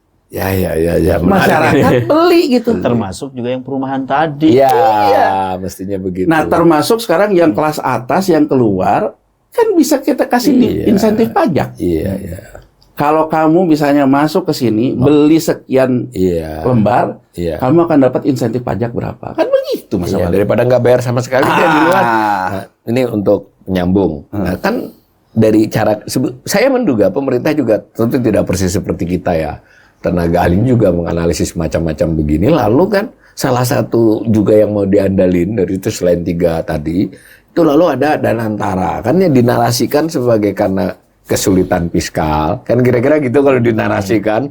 BUMN-nya banyak, tapi tidak cukup untuk di-leverage kalau sendiri-sendiri. Maka dengan di-leverage ini, dia juga mikirin dapat dana tadi Mas, tapi bukan seperti Mas Yanwar tadi, lah dibungkuslah Danantara seperti itu. Mungkin nggak terkait dengan topik kita, keberadaan Danantara dan rencana-rencana yang sejauh diungkapkan ke publik ini bisa mendorong pertumbuhan ekonomi ke depan atau memecahkan beberapa persoalan tadi. Saya Mas Awal ya, termasuk di sini juga ya, saya mengatakan saya itu mendukung ide Danantara. Ya. Yang saya tidak dukung adalah soal tata kelolanya dan soal kelembagaan. Gini loh Mas Awal ya. Kalau Danantara dipakai untuk microfinancing, menjembatani antara mikro dan makro, maka menurut saya orang di Danantara isinya orang-orang teknokratis.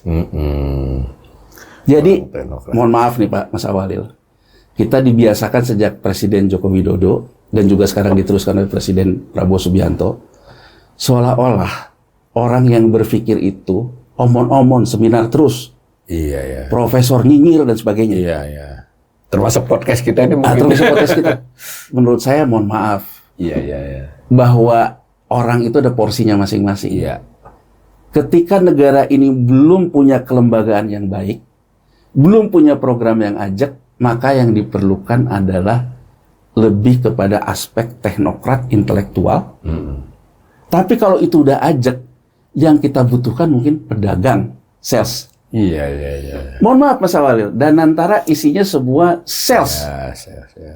Rosan misalnya. Rosan ya dia lebih banyak jualan saham, jualin perusahaan bukan orang yang punya track record teknokrat loh.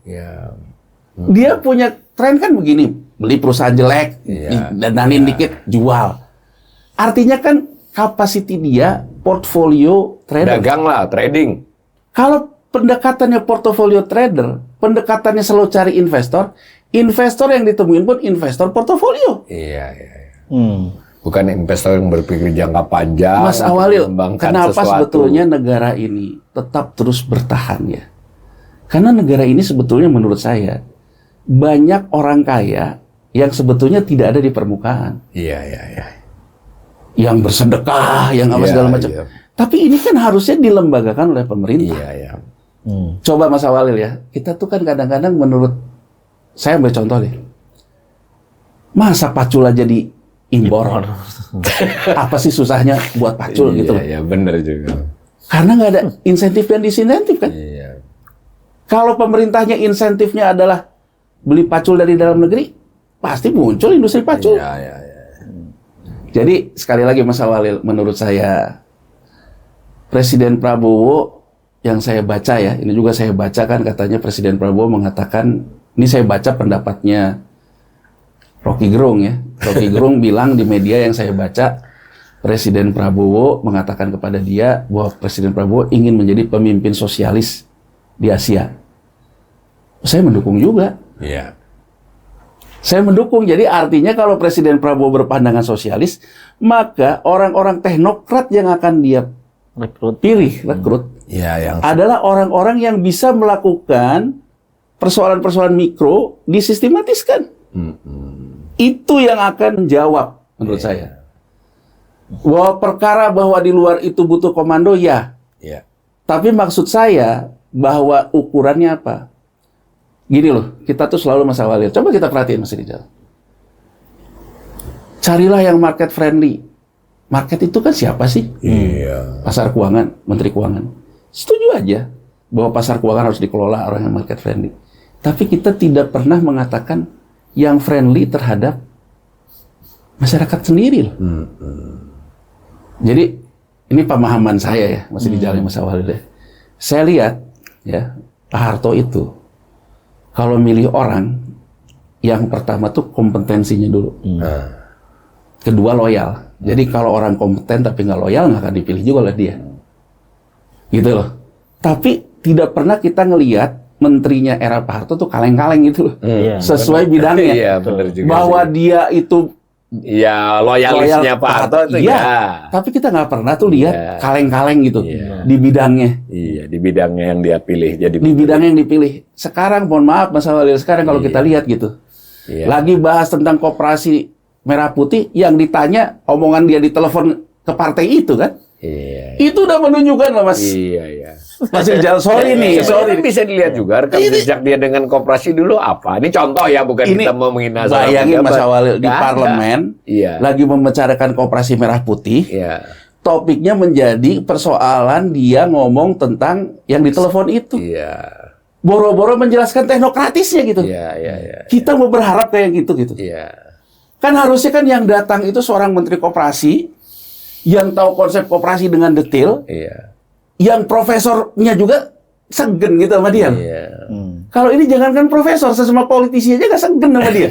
Jadi menurut saya, mohon maaf, saya bukan mengatakan si A, si B harus Iya, reshuffle ya. contoh aja. Contoh aja, tapi saya ingin mengatakan kepada Presiden Prabowo, komando satu hal, kompetensi hal yang Iya, mendasar. iya, gitu. Jadi ya bahwa winners take it all ya monggo lah. Iya, monggo. Tapi jangan lupakan orang-orangnya itu orang-orang yang kompeten Mas Iya, Awalil. Sehingga nanti muncul terobosan-terobosan yang bernas gitu loh. Iya. Di Danantara muncul misalnya nanti Iya. Eba Kopi gitu. Iya. Eba Duren. Iya, iya. Kan cakep gitu loh. Kita akhirnya mengatasi persoalan kita dulu sendirilah gitu loh. Sebelum kita ngomong yang gede-gede gitu. Oke, gitu. Nah, ini sebelum penutup nih pertanyaan terakhir, tapi tetap tadi kan tadi yang saya tanyakan ke Yanuar tadi adalah soal darah bagi perekonomian, oli lah gitu. Kemudian di ujungnya tadi ya, dan antara ini kan antara ini sebenarnya untuk mengatasi handicap di sini. Pandangan Rizal terhadap soal oli, soal darah perekonomian dan antara salah satunya itu bagaimana? Iya. Yang pasti bagaimana Danantara itu ya bisa mempercepat permodalan. Kan sebenarnya permodalan nih masalahnya. Iya, ya investasi tadi ya. Intermediasi kapital terhadap para pengusaha-pengusaha Iya. atau BUMN itu sendiri kan gitu. Atau lebih jauh lagi adalah kalau bicara SWF harusnya membangun bisnis-bisnis di luar Indonesia yang itu memberi devisa sangat besar. Itu SWF-nya versi Singapura. ya best seller bisa kan kemana? begitu Betul. pikirannya kan. Jadi dan memang ini jadi challenging karena apa? Perbankan masuk situ. Oh iya, iya. Oh ya, ini benar ini artinya ini jeruk makan jeruk nih. Betul. Jadi perbankan itu kan mereka inovasi, Iya, kreativitas, ini jeruk makan lompatan jeruk namanya Iya. dalam pengembangan usahanya dan produk-produknya. iya. Itu kan terkungkung akhirnya. Iya. Boleh juga ini mendapat dari. Jadi justru menurut saya ya karena udah jadilah Udah gitu jadi, ya, ya, mau gimana. ya. Tapi yang paling pasti bagaimana diberikan keleluasaan seperti halnya mereka sebelum masuk Danantara. Artinya dalam konteks itu. Iya. Dan antara itu harus dipisahkan. Mana yang memang betul sektor real, mana sektor keuangan. Jangan sampai nanti sektor keuangan ini justru malah jadi mandek. Ini kan perbankan ini intermediasi capital nih. Iya. Kalau kemudian oleh Danantara misalnya Dipaksakan untuk hal-hal tertentu, itu kan akhirnya Ya. kinerja dari perbankan Sebagai lembaga intermediasi. itu bisa menjadi terganggu gitu ya. Dan bahkan menurut saya pelan-pelan ya bisa tanda kutip ya, bisa membahayakan bisa bleeding juga dia terhadap perbankan itu sendiri. Iya. Kan. Ya harapannya sih terpisah itu di dalam mengelola aset maupun dana ya di Danantara ini. Justru yang menarik itu adalah Danantara sebagai instrumen percepatan pertumbuhan ekonomi, karena sebagai agen pembangunan ekonomi, mestinya itu yang dilakukan. Mengapa? Karena kemandegan selama ini, ya, apalagi BUMN-BUMN yang masuk situ kan BUMN-BUMN yang sehat, meskipun ada yang setengah sakit gitu ya. Ini kan harusnya diperbaiki dulu nih. Iya. Diimpus dulu, ya termasuk misalnya di situ. Baru itu kan baris berbaris. Kalau nggak sehat ikut baris berbaris nanti ngerepotin. Betul. Karena ini penting nih. Iya. Karena ini kan harusnya jadi BUMN-BUMN ya, atau Danantara itu BUMN-BUMN yang memang bisa menjadi stimulator bagi BUMN lain kan kira-kira gitu ya. Ya semacam ini. Betul. Contoh misalnya sekarang nih, saya jadi agak mengapa kemudian Danantara pertama kali sekarang menginjeksi Garuda misalnya. Iya, yang sakit duluan diurusi. Bukan mau mendorong pertumbuhan ekonomi. Karena di sini profit banget, profit ya. Iya. Meskipun di situ katakanlah di Garuda aset negara, kemudian ada haji, umroh dan sebagainya Tapi apa iya harus dari Danantara, itu pertanyaan. Iya. Mestinya kalau mau fiskal ya fiskal aja dulu di situ. Saya pertajam nih karena sudah disinggung-singgung Bang. Kan sebelum ini pun kita ekonom kan banyak mengkritik bank ini belum optimal sebagai anudara. Kita ketika ditaruh di Danantara kita lebih khawatir lagi yang sebelumnya belum optimal ini malah bisa menjadi jeruk makan jeruk lah ya. Betul. Nah, kalau dari sisi kemungkinan ya apapun lah, Rijal apa saran untuk perbankan ini biar bisa lebih mendorong darahnya itu? Harapannya memang Danantara ini berikan keleluasaan bagi perbankan sebagaimana ekosistem kerjanya dia lah kira-kira gitu ya, perbankan. Apalagi ini ada dia mau meskipun masih ngeles mau disuruh ngasih pinjaman ke Merah Putih kan lebih parah lagi perbankan. Makanya itu dia. Jadi jangan sampai mana yang harus oleh fiskal, mana yang harus ini kuncinya yang mana fiskal, mana pemerintah dikoordinasikan tapi nggak boleh tumpang tindih ya. Mana soalnya yang beliau ini pernah ngeritik nih, salah satunya itu ketika mau sekuritisasi rumah segala macam itu terus dia bank. Jangan sampai Danantara itu memegang kegiatan-kegiatan yang justru menggandoli. Iya. Itu harusnya di fiskal gitu loh. Nah, kita sampai ke penghujung nih ternyata. Itu sih kalau saya penghujung pembicaraan, jadi kita butuh closing statement nih dari Mas Rijal, tapi ke topik tadi ya. Kita sedang mengalami perlambatan dalam triwulan ini. Sebenarnya kalau mau jujur kan sejak sekira 6 bulan 9 bulan yang lalu kan perlambatan. Dan ini tidak mengejutkan karena buktinya proyeksi itu udah dari tahun kemarin Indef sudah keluarkan di akhir tahun. Brait juga sudah katakan, cuma nggak bilang sudah hampir bilang udah nggak mungkin 5%. Kita sudah begitu kan? Ternyata digongi oleh IMF, World Bank. Nah, ketika terjadi triwulan 1 begitu itu kan berarti perkiraan banyak ekonom, banyak lembaga ini kan benar. Kan itu dulu. Nah, tapi tadi dari perbincangan, ya tidak seluruhnya gelap sebetulnya. Ada banyak masih ini itu membutuhkan berbagai hal. Nah, kan kita tadi begitu. Nah, dari seluruh ulasan itu mungkin closing statement entah rekomendasi atau apa dari Rijal. Iya. Gini, kalau pertumbuhan ekonomi, karena tahun ini adalah tahun penentu menurut saya ya, di era Pak Prabowo untuk mendongkrak pertumbuhan ekonomi tahun-tahun depan. Apalagi Pak Prabowo punya target pertumbuhan ekonomi cukup besar. Apa yang harus dilakukan supaya pertumbuhan ekonomi itu lebih baik dari tahun lalu? Meskipun lah, triwulan pertama seperti ini.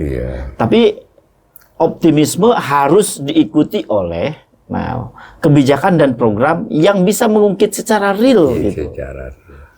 Sektor apa atau katakanlah indikatornya apa? Saya sih consumption dan investment. Iya. Itu. Consumption. Kalau misalnya trend, oke. Cuma problemnya sekarang trend itu harga komoditasnya sedang turun mayoritas. Permintaan dunia juga agak melemah. Persis. Apalagi dengan kondisi kebijakan Trump saat ini. Justru menurut saya 2 indikator ini termasuk G-nya itu harus di-manage yang bisa secara langsung menstimulus. Menstimulus mana? Investment dan consumption ini. Kalau trendnya tetaplah dilakukan begitu ya. Tapi yang paling penting 2 ini karena kontribusi terhadap PDB-nya kan paling tinggi. Dari sisi supply-nya, nah ini menarik nih. Pertumbuhan sektor pertanian ini kan paling tinggi nih. Iya, saat ini. Meskipun penyebabnya kalau kita buka karena database awal juga. Karena kalau kita lihat memang berbarengan panennya. Sehingga jumlah produksinya naik, harganya sedang naik. Dan ini bukan berarti harus ya udah biar nanti juga nggak bisa. Ini harus dimanfaatkan betul ya. Momentum ini. Kan selama ini di supply itu kan industri manufaktur, ya kan gitu, perdagangan, kemudian agriculture. 3 sektor ini harusnya betul-betul stimulus itu direct ke sini. Nah, apa yang dilakukan di sektor pertanian? Pemerintah itu punya hilirisasi. Hilirisasi. Saya kira hilirisasi di tambang sudah dilakukan. Ya, tapi mungkin kurang optimal, perlu didorong di tier-tier berikutnya ya sampai kepada end product kalau bisa gitu ya. Tapi in the short run kan agak berat sampai end product, katakanlah nikel jadi listrik, nikel jadi mobil listrik gitu ya. Meskipun ya bisa saja sekarang kan ada investor EV lah, mobil listrik mau investasi 18 hektar di Indonesia katakanlah, support itu is okay, tapi betul-betul itu bisa mendrive ya kinerja dari industri manufaktur. Ya karena bicara industri manufaktur harapannya adalah nilai tambah kan paling tinggi. Termasuk ini nih sektor pertanian yang selama ini hilirisasinya. Nah, salah satu kunci Pak Harto Zaman Orde Baru dulu sukses adalah agroindustrinya kalau kita agroindustri dulu. Kalau sekarang kata hilirisasi di sektor pertanian. Banyak. Yang ditopang oleh huluisasinya. Nah, hilirisasi tentu yang ditopang oleh, karena pertanian itu seringkali masalah supply-nya. Nah, huluisasi juga tetap harus yang on farm-nya lah ya. Yang ini hilirisasinya. Saya kira kunci untuk mendorong pertumbuhan ekonomi yang sustain dan punya pondasi yang kuat serta bantalan ekonomi yang kuat untuk memperbaiki kinerja ekonomi, kemudian mensejahterakan masyarakat, bahkan target-target pertumbuhan ekonomi yang ditargetkan oleh pemerintah, memang industri mau tidak mau harus industri manufaktur ya, dan juga industri manufaktur berbasis tambang dan pertanian yang itu bareng-bareng. Tidak bisa mana yang prioritas ini dulu, sedangkan ini ditinggal, nggak bisa. Jadi saya kira justru melihat multiplier yang paling besar, kalau dilihat multiplier, itu sektor pertanian. Dalam konteks nilai tambahnya ya. Meskipun mungkin dari sisi value-nya, nilai tambah dan langsung menjangkau petani. Dan penyerapan jumlah tenaga kerja banyak itu, pertanian itu. Apa closing statement-nya Mas Yanuar ini untuk soal perlambatan ekonomi? Biar bisa kita balik arah lah. Gini, kalau soal perlambatan ekonomi ini, menurut saya ya kita kadang-kadang perlu jujur sama diri sendiri. Kalau jujur kita sedang berat ya kita ngomong berat, agar nanti sebetulnya bisa dipikul bareng-bareng. Karena saya takutnya gini, kalau sinyalnya itu nggak ada apa-apa, tidak memberikan sinyal bahwa pemerintah itu tidak menunjukkan sense of crisis misalnya ya. Kan sense of crisis itu 2 hal Mas Awalil.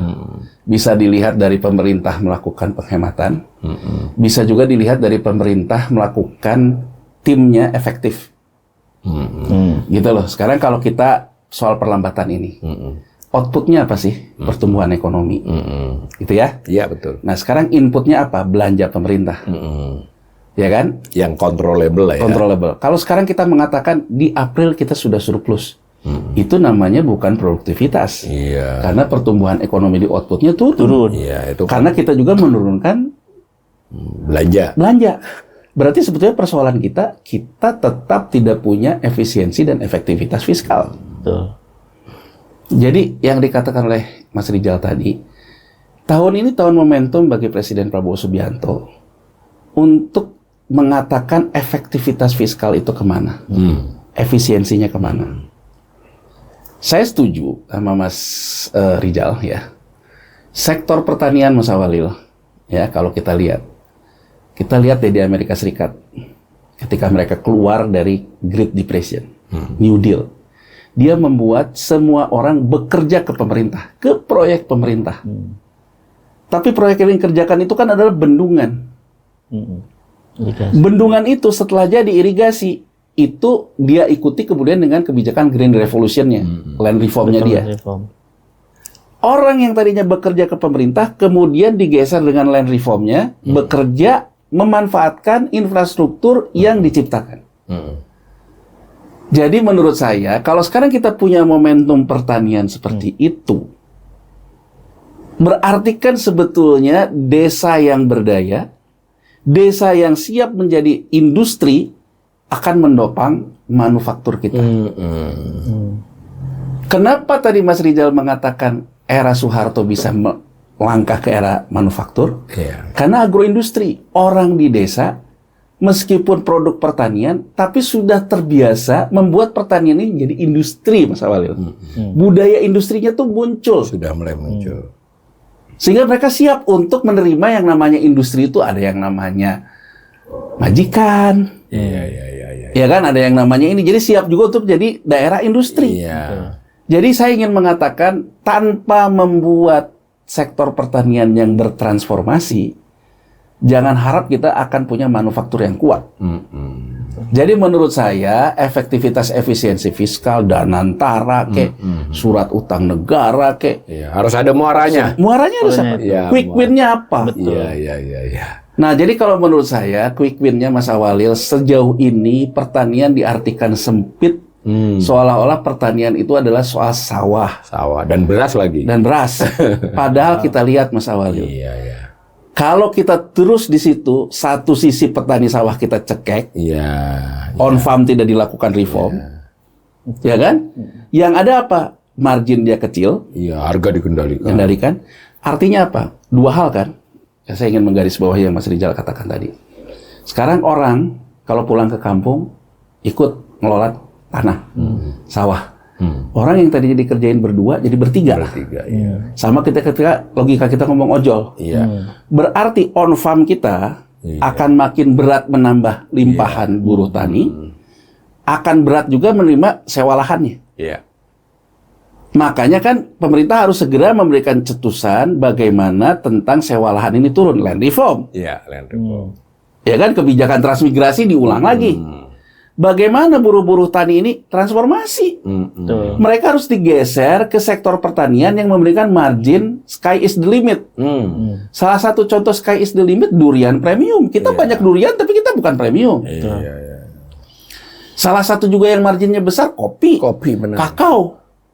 Jadi kita harus menggeser buruh tani kita ini, diberikan insentif, disiapkan oleh pemerintah dari mulai bibitnya, yang bisa menciptakan durian premium, bibit kopinya, pemerintah membranding namanya, seperti kayak Malaysia membranding nama durian hutan jadi musangking gitu.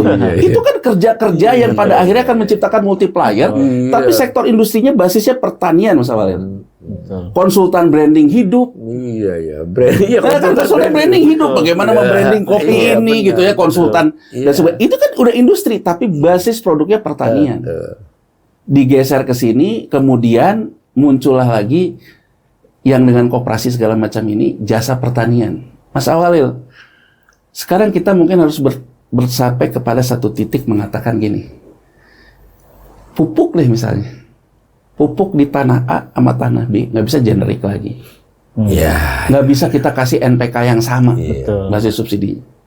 Kenapa nggak dirubah di makronutriennya, yang ini adalah BUMN pupuk, dia hanya menjadikan tadi yang huluinisasi yang dikatakan Mas Rijal.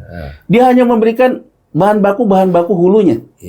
Tapi kemudian yang mengerjakan itu disesuaikan dengan hara tanah daerah itu, maka akan muncullah pekerjaan menguji hara tanah, Kemudian nggak usah lah bagus-bagus pilnya jadi kayak apa kan mereka yang ngeblending, ngambil dari sini, ngambil bahan bakunya. Pekerjaan ini artinya menumbuhkan pekerjaan industri di desa, jasa pemupukan di desa. Jadi menurut saya kita harus bergerak kepada orientasi baru dalam ekonomi.